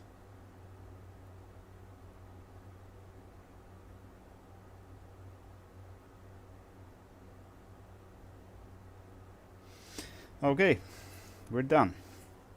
Well, we're not super done, because we need to transfer the chip that holds the VIN and turn it on and see if it... no, not desktop, here. and see if it reports proper VIN, correct VIN, and if everything turns on as expected.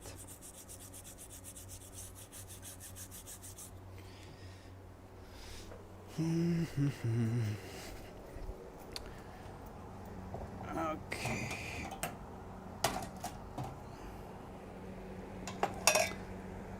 So I'm just gonna throw it in the ultrasonic cleaner to make it easier.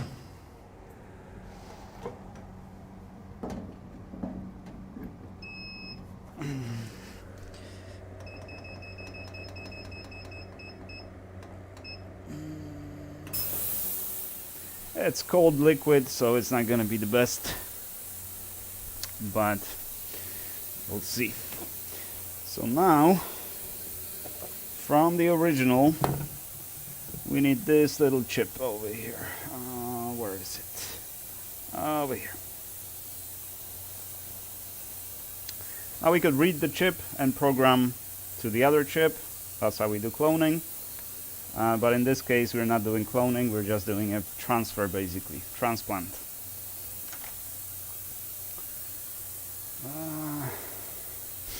What do we have in the chat?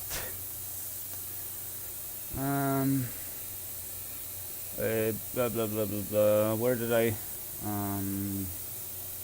need the power supply. If your tip breaks, I thought no output. Okay. What I do is I hodder and press chip on each side.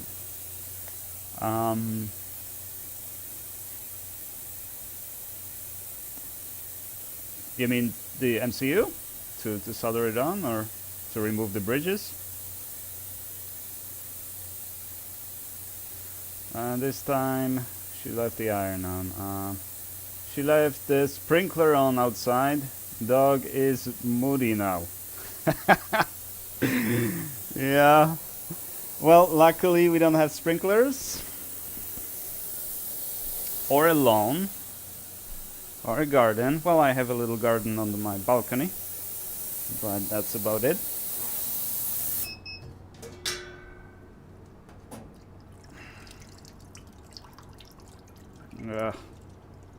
So ugly when it comes out of the ultrasonic cleaner, but we don't care. You guys want to see how ugly it is? Look. See that gunk? That's conformal coating. It should disappear when it dries out, or maybe it'll stay cloudy like this. Doesn't matter.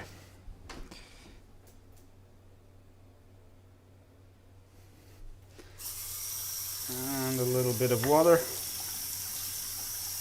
There we go.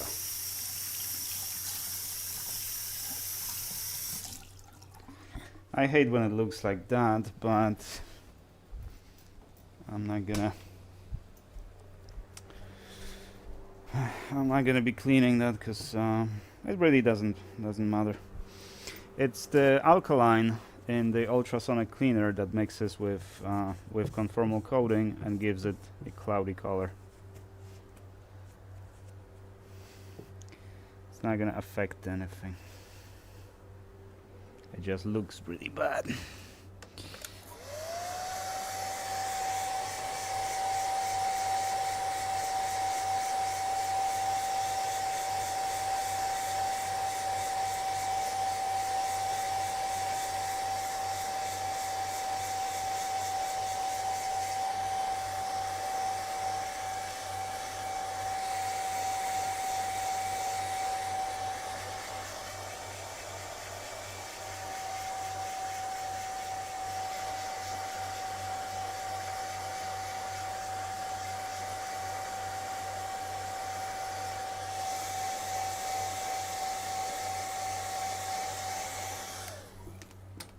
Actually, perhaps I should just clean off the entire conformal coating, the old one, and just put the new one on. Maybe that's what I'll do, but doesn't matter at the moment. We just want to test it and confirm that it works.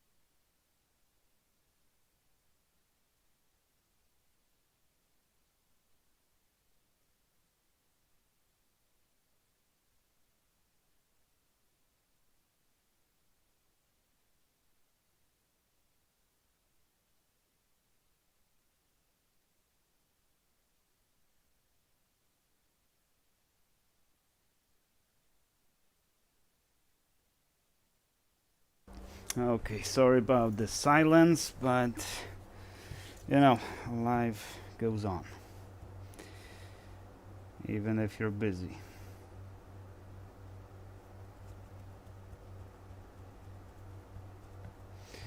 I'll have to replace the fluid in my ultrasonic cleaner.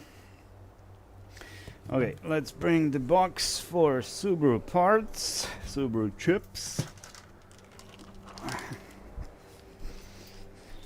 That's sitting right next to potato chips. Nexo, Vitam, hello. How are you doing? You can take that chat window and make it see-through. I could, yes. You are correct. Let's see, how do you do that? Background. What's the CSS? Background transparency? I think so. Background transparency. Yes. Transparency. And was it between 0 and 1, or was it between 0 and 100? I think it was 0 and 1. Let's do 0.7. Let's see if that works. Oh. Well, it's transparent, all right? Oh no, no, it didn't work. Well, I guess I'll figure it out later. No, background. Oh, because I misspelled. Transparency. Let's do this. And it still didn't work. Is it background transparency? What's the CSS code for transparency? Opacity?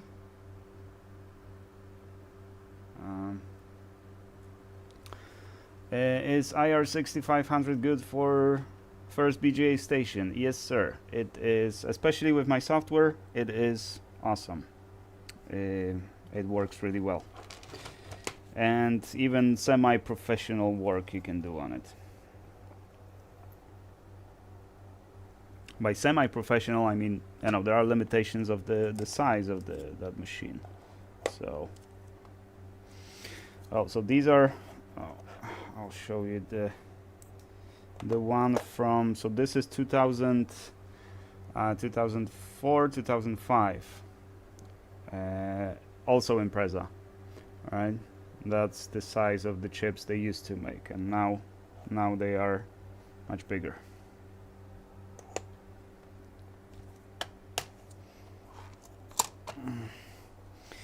Okay, so which one's the original? This is a replacement, so we're throwing away this chip, but let's let the board cool down, or the dry.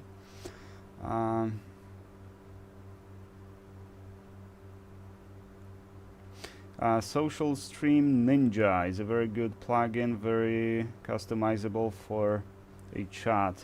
I mean, you know, in this one, you just use CSS.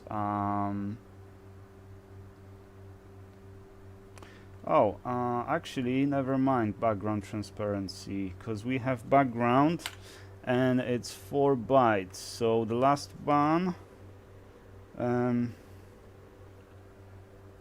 So it's red, green, blue, and alpha, right? So let's do 0.5 on alpha. I think it is alpha. Let's see. No, that still didn't do it. Okay, I'll figure it out. Doesn't matter that much. Okay, let's. So that's the original. So let's get rid of this chip. And let's replace the chip. Oh, what happened here? Let's put the nozzle on. What's the temperature? 380, and we need 90. 380 on 90.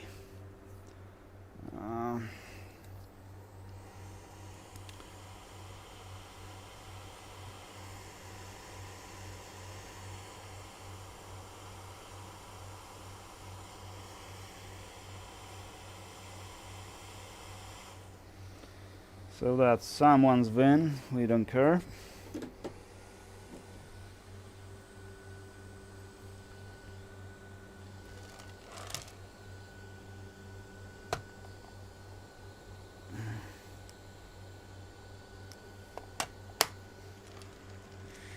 There, and this is customer's win. Here, did a poor job cleaning it, but that's fine.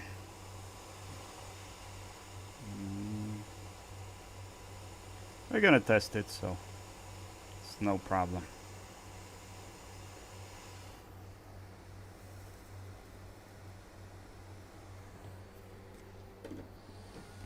Okay, so this is trash now. I mean, I could still use a few chips off of it. Maybe I'll get my IC501 back. Since I already removed the MCU and I'm not gonna replace it because what for? It's a faulty board.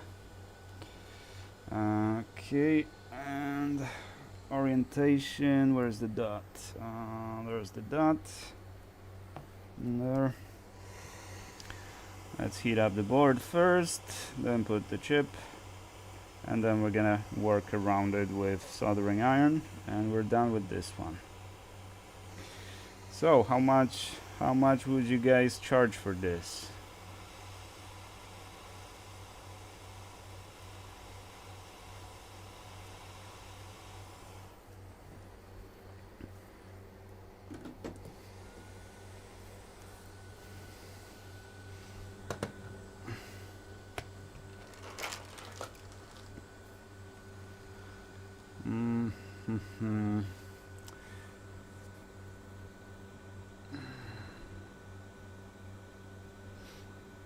You have to add something, Bijar. Yeah, under effect, filters, click the plus icon and select either chroma key for full color key.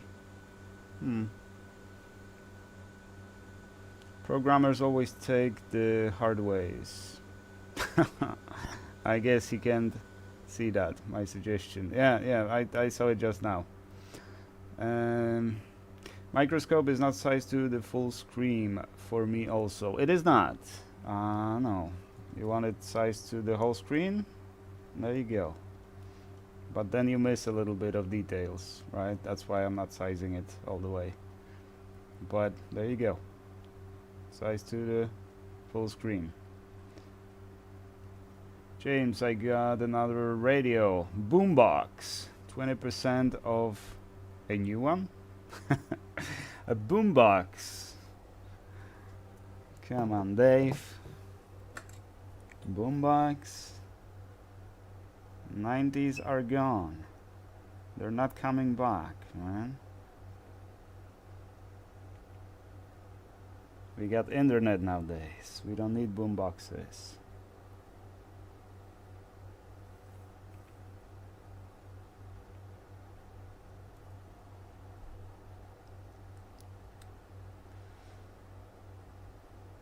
You can't watch YouTube on boombox, right?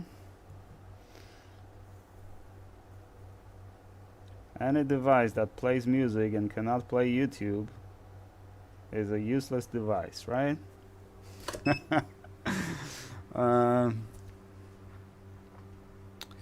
When you're doing that one, it's a Chinese kit that they call a boombox. Oh, yeah, I have a nice little amplifier from China. It's actually pretty nice device because it's, you know, it is Chinese and stuff, but it is class D amplifier. Looks something like that. It sounds pretty good. for a $40 Chinese audio equipment. It comes with the remote, connects to Bluetooth, or you can connect a Bluetooth source to it. So, yeah, you can get good stuff on if you know what to get, basically. Because you can also get those $5 amplifiers. I have some in the closet. I don't need to show it to you. Those, let's say that it's like 2 times 40 watts. So, 40 watts per channel, right? No way. They're like 2 watts at the most. And can you overpower them? Sure, you can. So technically, you can get maybe 20 watts in total of power from them, theoretically. But it's not like you can listen to music on those specs, because it just, I don't know, the distortion is so high that you can't really listen to music on it.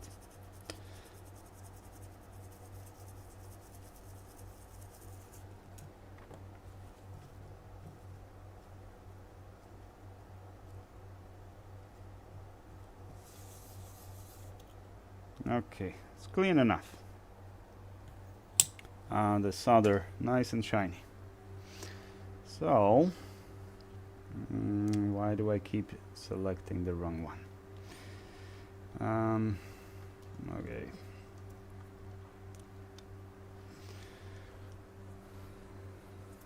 Oh, these are like learn to solder kits. Yes, those are pretty cool.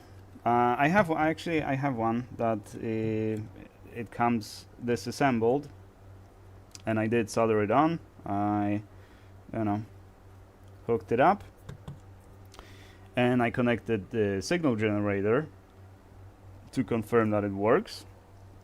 It does work. The sine wave is transmitted beautifully. So I connected the music, and it sounds like crap. It only works for sine waves and relatively low frequencies. So yeah, sometimes it's a hit and miss. But if you're in it just for the experience soldering on the device and then just booting the device, learning how it works, perhaps that kind of stuff, then you still get what you wanted, right? And they're not very expensive either.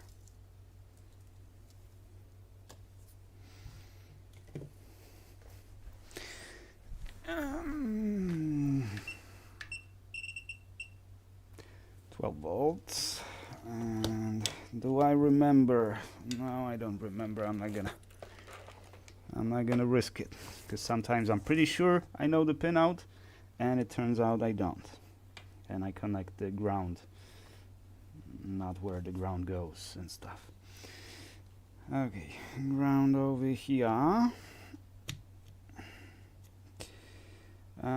The VCC over here. Ignition. Actually, let's connect the CAN bus. Yellow is high, blue is low. So they're always the pins next to one another, and it makes it difficult to connect. And sometimes you can't connect to the ECM, and you start blaming the CAN bus, and it turns out that the cable was just in between the pins instead of connected to the pins. Ignition, there. Okay, it's still a little bit wet, but that shouldn't really matter much. Yeah, should be fine. So we want to see 3 watts of power being drawn, and then we want to connect to it and read the VIN. And the VIN should be the customer's VIN, which the customer did not provide. Or maybe there was. No, there was no message or anything. Come on, guys. Yeah, we got the VIN and everything for that motorhome, but for this one, we don't have anything. So, but if you see the VIN, it's good, right? Because if you mess up soldering this chip, or there's some other problem like that, then you're just not gonna see the VIN. It's gonna be empty. So that's how you know. So if there's any VIN, it should be good. Okay, now let's plug it in. Let's get the thermal image just to confirm that the MCU is turning on and all that.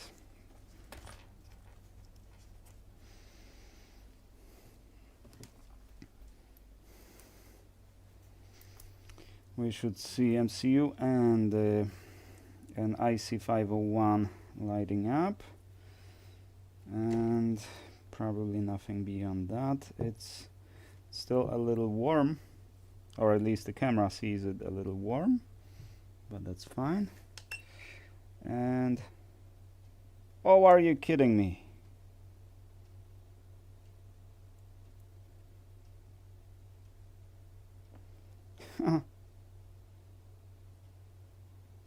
It's grabbing 1 watt. It's grabbing 1 watt instead of 3, and the MCU is not turning on. Let's confirm that the power rails are working, are not working, because they shouldn't be. Jesus Christ! So it is MCU that is responsible. How does that make sense? Or oh, okay, the MCU is probably shorted. Jesus Christ. No, that is just crazy. Crazy, fellas. It's what a big waste of time. It's got to be shorted MCU. Yeah. No voltage on MCU. And both power rails are probably dead. Yeah, 4.2 volts is done, and we have 100 millivolts on 5 volts.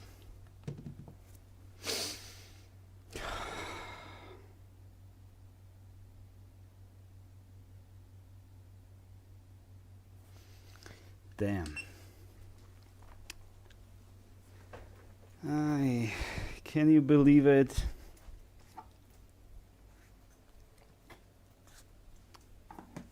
That's why I couldn't figure out why the rails wouldn't go up. That is exactly the reason, because it was the MCU all along. It's got to be shorted MCU, and actually, let's see. Can we see the short?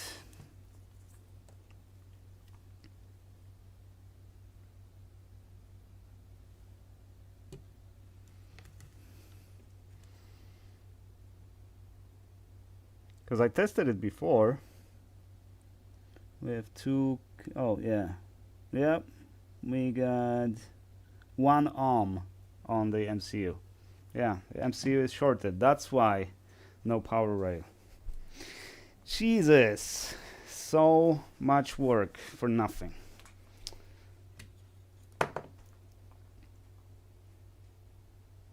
Well, the customer is not gonna be happy. Hi. Jesus.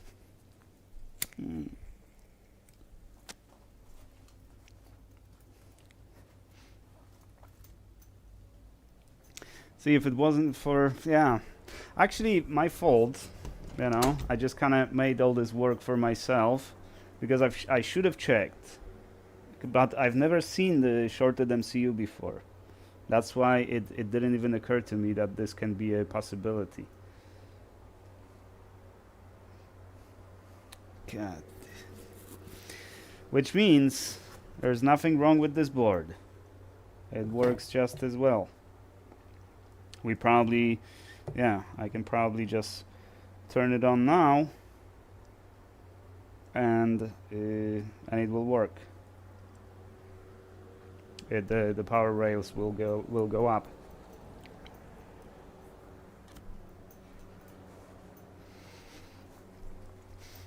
Now the power consumption will not be the same, obviously, because there is no MCU, but the power rails should go up. That's not exactly the Sunday I had in mind. I thought we just quickly do this and we're done, right? But no, we have something else in stock for you. We're gonna have shorted MCU for you. Because why would the life be easy for you, Raf? Why any job would be easy? It's gotta be hard. Oh, it's not grabbing anything, so I guess when the MCU is not present, it just doesn't take anything. Oh, right. It's not gonna take any power.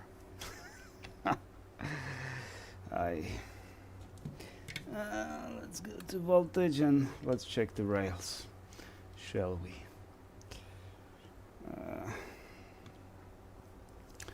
Turn it on, and it's grabbing 2.1 watts. Yeah, this board is okay. It's just the MCU that was shorted. And what do we have? 4.2. Well, 4.0, but whatever. And the 5-volt rail. 5 volts. Yeah, there's nothing wrong with this board. It was just shorted MCU. God damn. Okay, that makes it a really difficult repair in that case.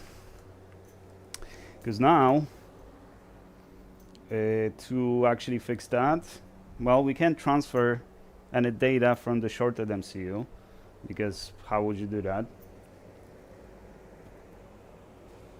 You have to power the chip to read it, and if the power rail is shorted, then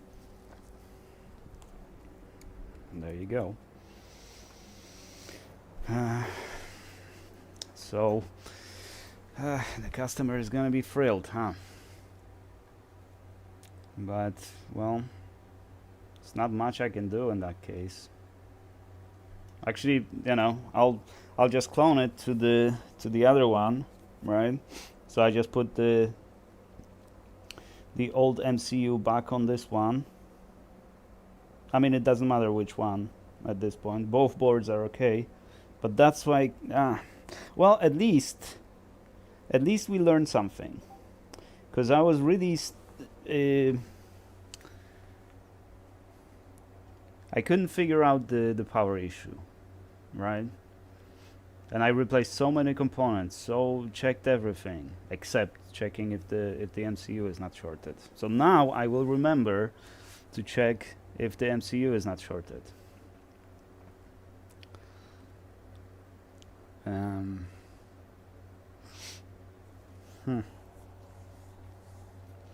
So at least now we know what was wrong with the board. If that's any consolation for anyone. I don't think it is any consolation for for the customer. Because okay, you figured out what's wrong with it, but now I want my car back. I want my car to run. But without the original firmware, because if I now replace the MCU, it's gonna have different map. The VVT is actually stored on the EEPROM, so that's not an issue.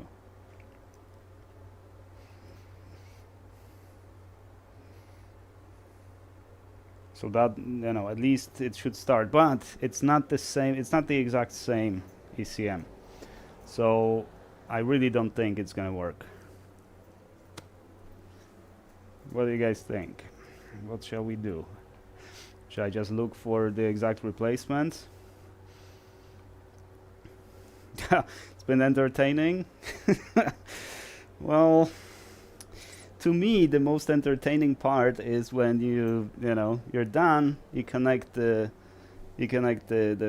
tool, and you read the VIN, and everything is working. That would be entertaining to me. But otherwise, we lost, I don't know, 2 hours of work. Just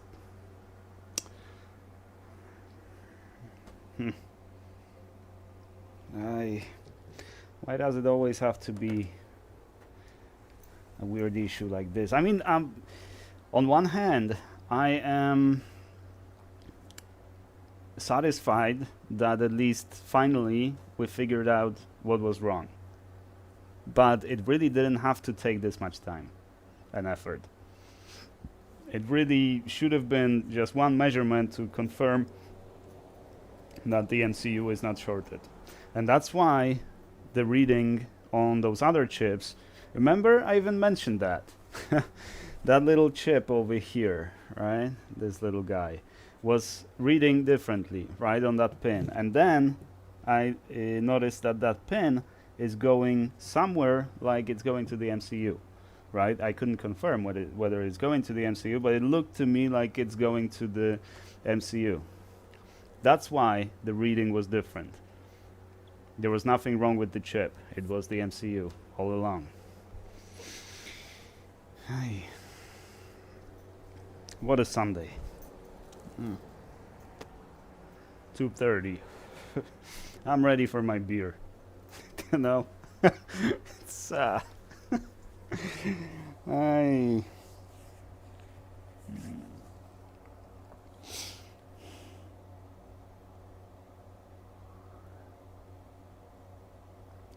so that's what you see. So it turns out those older boards are superior to the new boards, because on the older boards it's always that resistor that falls out, and then pretty much that's it, right? No matter what you do to that ECM, you have that big resistor. It's nearly 0 ohms. It's like, I don't know, 0.1 ohm or something like that. So it's nearly, no resistance, but it only allows this much power to go through it. And that's how, why would you? Yeah, because here's the problem with voltage regulation with PNP transistors.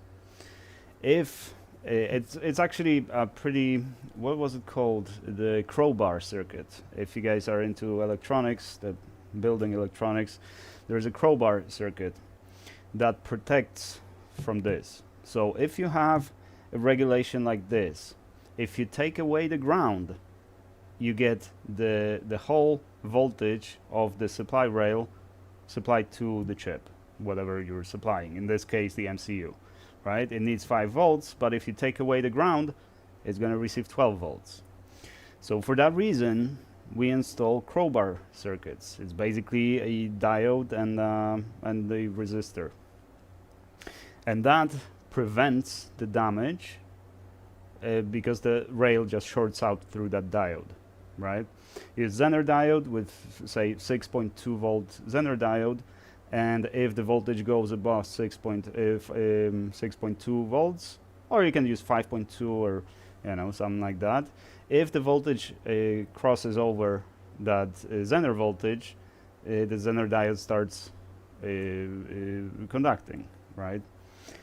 And that protects whatever's on that rail. But on $2,000 devices, we don't do such stuff, because I don't know why, but we don't.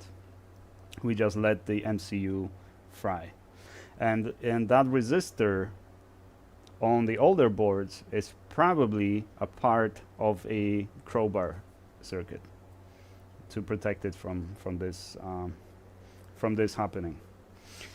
So in essence, the circuits I was building when I was 12 are superior to the Japanese engine control module from Denso. Before they were using Mitsubishi, they use Denso now, and I guess what a I thought Japan was doing a good job in electronics. You know, the circuits, the boards and everything. It looks beautiful. It's done very well. It's easy to repair. It's easy to open. Easy to maintain. I did not expect that. That's what happens on the Japanese electronics.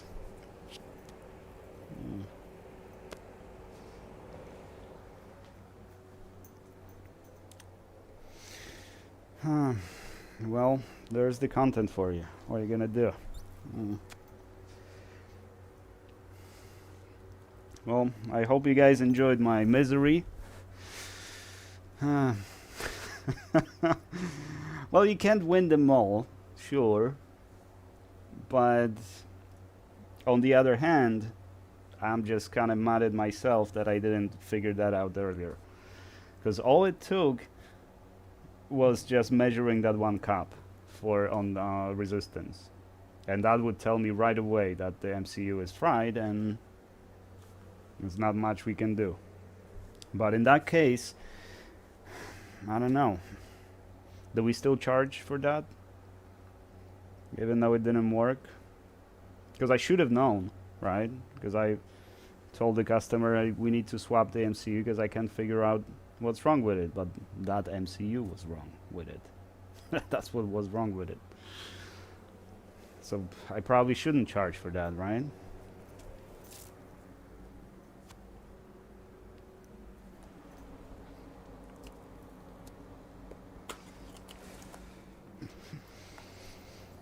Hey.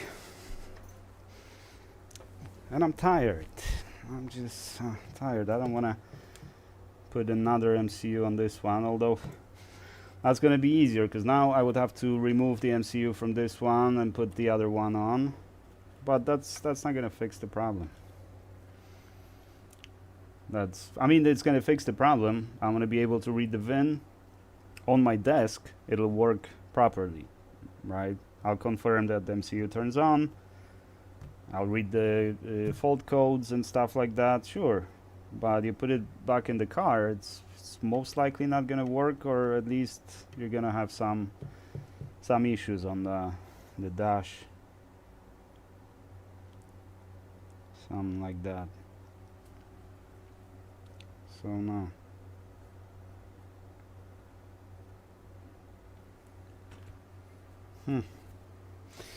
Alright, looks like chat died completely.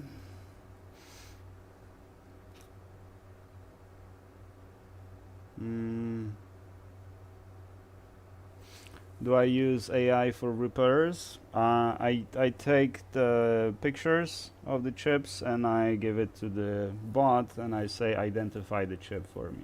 Sometimes it works, sometimes it doesn't. Sometimes you'll find the AI bot will give you a little more information, or at least suspects that it could be this or that, you know.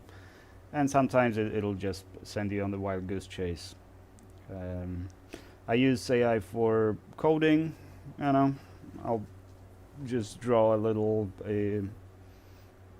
architecture that I have in mind, right? The mock methods and stuff like that, and I'll just tell the bot implement this for me.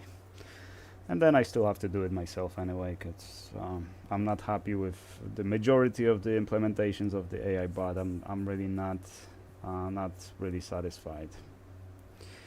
JFakes, I am working on a chip database for laptop ICs. Awesome. That's going to be very valuable.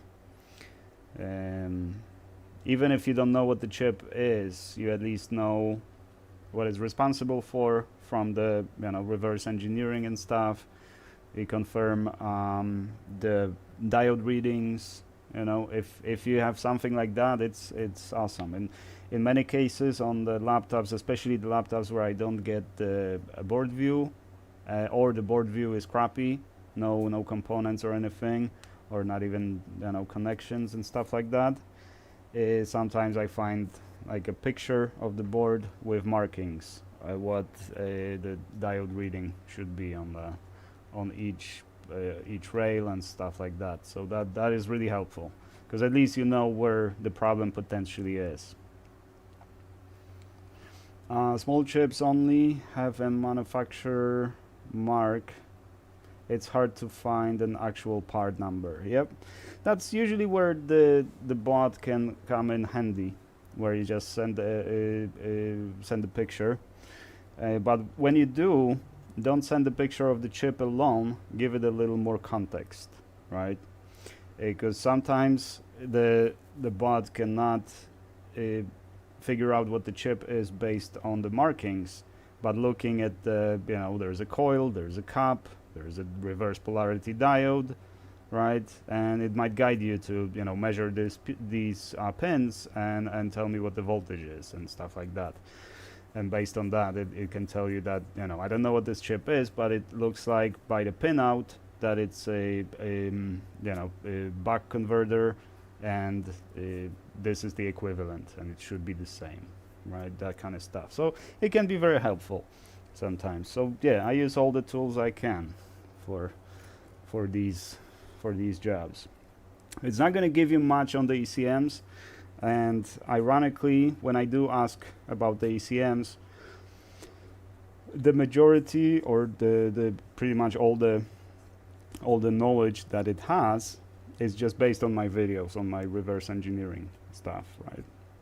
So if you ask it, what's the IC501 on the board, on this board, it's going to tell you it's a CAN encoder, a CAN bus encoder, but it's not. It's, I mean, partially it is, but that's just because I identified it as a CAN encoder. But I don't know what else it does. That's why it's going to tell you it's a CAN encoder, but it's not. It's responsible for a lot of other stuff. It's probably also ignition and on the, what do you call it, on the ignition lines, right? The spark plugs. It looked like it wasn't soldered on, but it is. Well, that was a lot of work for nothing ultimately, but well. Currently I'm doing all the Super I/O EC chips. Awesome. So you can click on any chip and get a photo and data sheet. That is awesome. Especially when you have to program the EC chip. You need the pinout. If you do it on the board, because if you have the proper programmer, then desolder the chip, put it on the programmer, and flash it that way. And some programmers will detect the chip, or at least give you the list of chips to select from. So.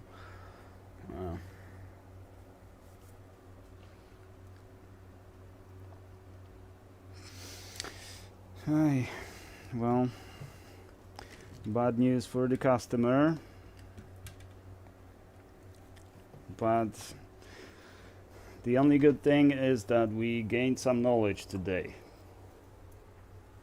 I guess that is a silver lining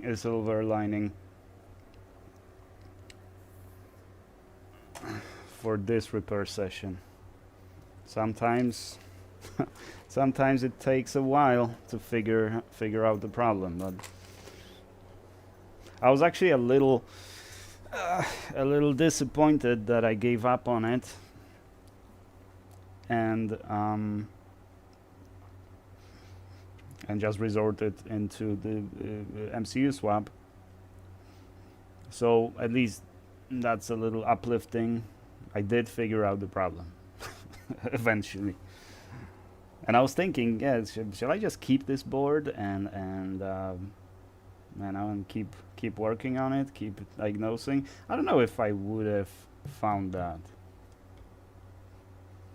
because obviously if you swap the MCU and it doesn't work the same way it didn't work before, then obviously it's MCU. But if you don't replace the MCU and you just keep measuring and expecting, like I did, expect the open resistor somewhere,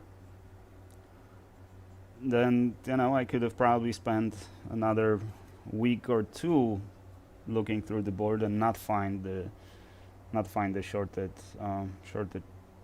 MCU. And also, I didn't know that that's how it reacts to the short.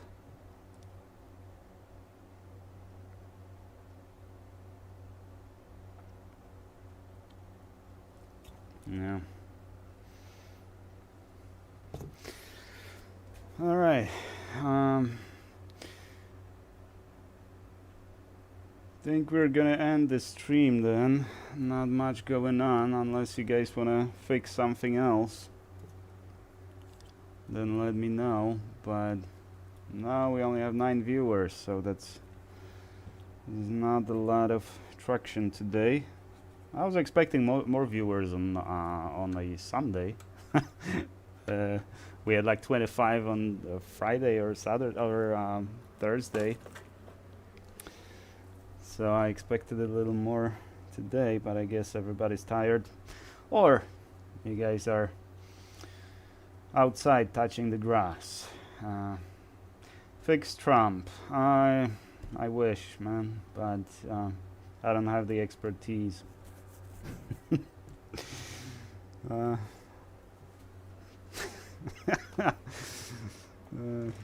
was gonna make a joke, but it would be inappropriate joke, so I figured no, better not. I don't want to get on the list and have the ICE knocking on my door or anything like that, so no, I'll stay away from that one.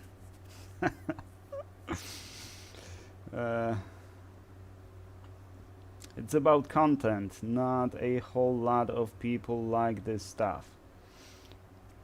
Well, it's still electronics, you know. Yeah, I understand maybe more people are interested in laptop repairs and I don't know, computers repairs in general, or maybe I don't know, maybe more of an everyday item.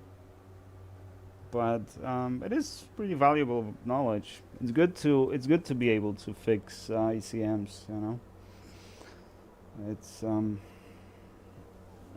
it's a pretty needed niche. Console, laptops, etc. Yeah. Right, because last time we were fixing what, the console and then the motherboard. Yeah. Well, I kind of specialize in ECMs, so you know that's what I do primarily.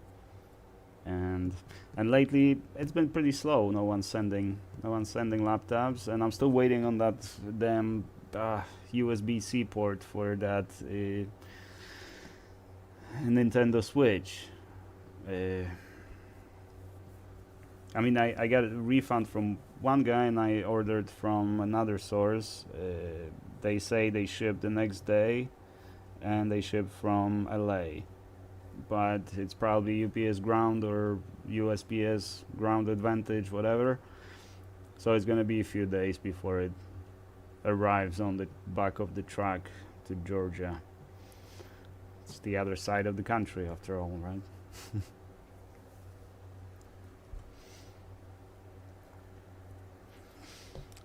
Well, there you go. ECM kinda repaired or diagnosed. Better than nothing, right? Or at least I would think.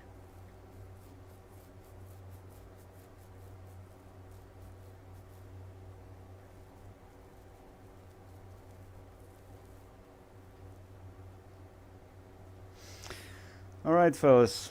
Let's just finish up. Thank you guys very much for joining me today. Hope you enjoyed my misery. And let's get some beer. Let's have a beer and do some coding. Cause I don't know if the person that recommended the feature for auto bidding is here to provide any more background on the feature they wanted, but this is what I'm gonna be working on today. So the idea of the feature is very simple. You you paste a link to the listing, and you give the bot whatever criteria you want. And the idea is that you want to place the bid a few seconds before the listing ends, right? And actually in the last second. I lost few things because I used to find pretty good finds actually on the either laptops or computer parts and stuff like that, motherboards. And it's an auction, so maybe the starting bid is $1, and pretty much everybody is waiting for that last few minutes, and that's when the bids start pouring. But if you go too early, right? Usually I would wait for the last 15 seconds, right? And in the last 15 seconds, I would place my bid, and I would still lose because someone outbid me literally in the last second. Because sometimes I would wait for the last 3 or 4 seconds, right? And I would still lose. Someone managed to get a bid. eBay has proxy bidding. What is that? That's proxy bidding. I'll have to look into that. But normally, if you do it from the interface, like regular people do, then you just you go to the listing and you put your maximum bid, right, and do it whenever. And if someone outbids you, you say you put $100, but the current price is $20. If someone puts $25, then your bid wins with $26, right? It doesn't show up as $100. That's why it usually what I do, I never put like a round number, so it's either, if I want to give $100 for something, I put the price $103.99, right? And sometimes someone puts 103, but your bid still wins with 103.99 because technically it's higher. It won't bid your actual amount you bid. It will set up as other people bid. No idea. What's the purpose of that? Is it like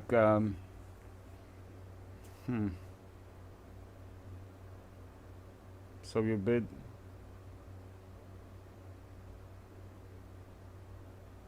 Oh, it will. I think I misread it. It will step up as other as other people bid. Yeah, but that's normally how it works. So if the item is listed for $1 for bidding, if you put $100, then your bid is $1, and if someone puts $5, then your bid is $6, and so on. So it's not like you put $100 immediately. It's just $100 is your limit, but you might get it for 60, right? I can bid 1,000 for an item like the max I'm willing to pay, but it won't automatically go to 1,000. Yeah, well, that's how eBay works. But the purpose of that feature in my software is that you actually wanna win, right? But you don't wanna win with maximum amount. You wanna win by stepping up the bid right before the auction ends.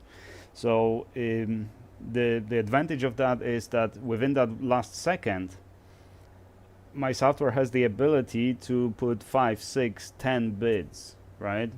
Because it takes anywhere from 40 to 100 milliseconds per request and getting a response from the API.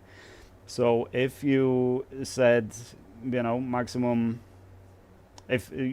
even if you don't set maximum, right? You just want that item for as little as possible, and you said maximum that you won't pay more than $100. But current price is at $20, and the other person put $80 as their maximum, right? So, well, what do?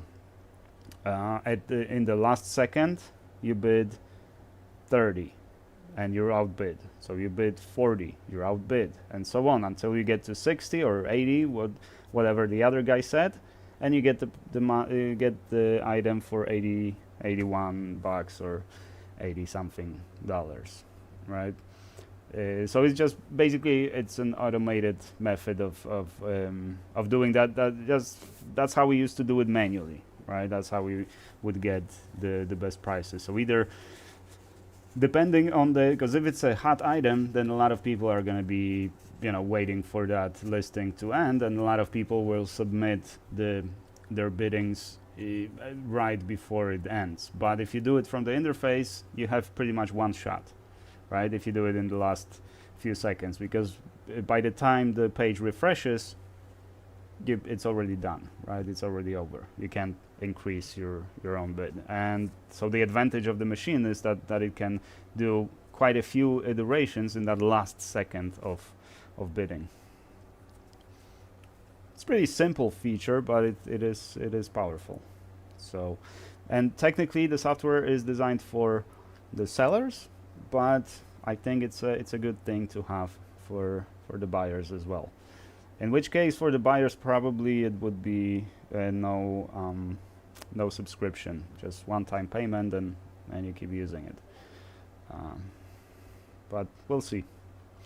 We'll see. That's what I'm going to be working on today, probably. What do we have on Discord? And motherboard repairs. You send me those links. Okay.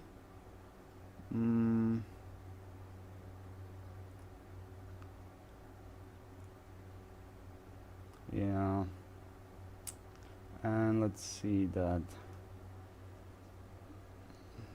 AliExpress. Oh, that's what it looks like. Okay. Right, so it's kind of like this little jig. Yeah, and you can put. Yeah, this is pretty cool. 25 bucks for that. Oh my god. Why is everything so expensive? Back in the day, and by back in the day I mean last year, those things were like 5 to 8 bucks everything. It was so cool buying on AliExpress, and now it's 25 bucks, but plus customs and stuff, the tariffs and stuff. So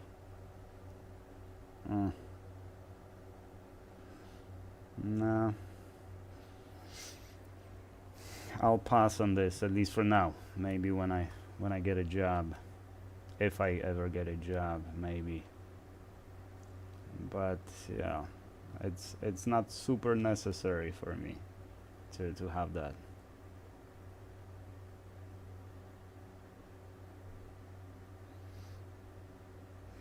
And looks like we sold another Rework Pro. Nice. And I got 1, 2, 3,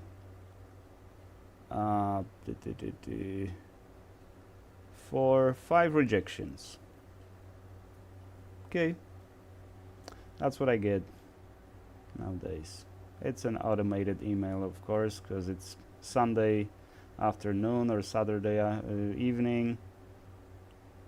Thank you for applying, but we will not be moving on with your application. It's really demotivating, but that's what you gotta do. You gotta develop rather thick skin if you wanna find a job. But even at least with those, you submit the application and you get the rejection soon after. It's no big deal. But the worst is when you go through 4 stages of interviewing, also known as 4 stages of dying, and then you get the rejection at the end. It's they don't respect the workers anymore, or applicants. They don't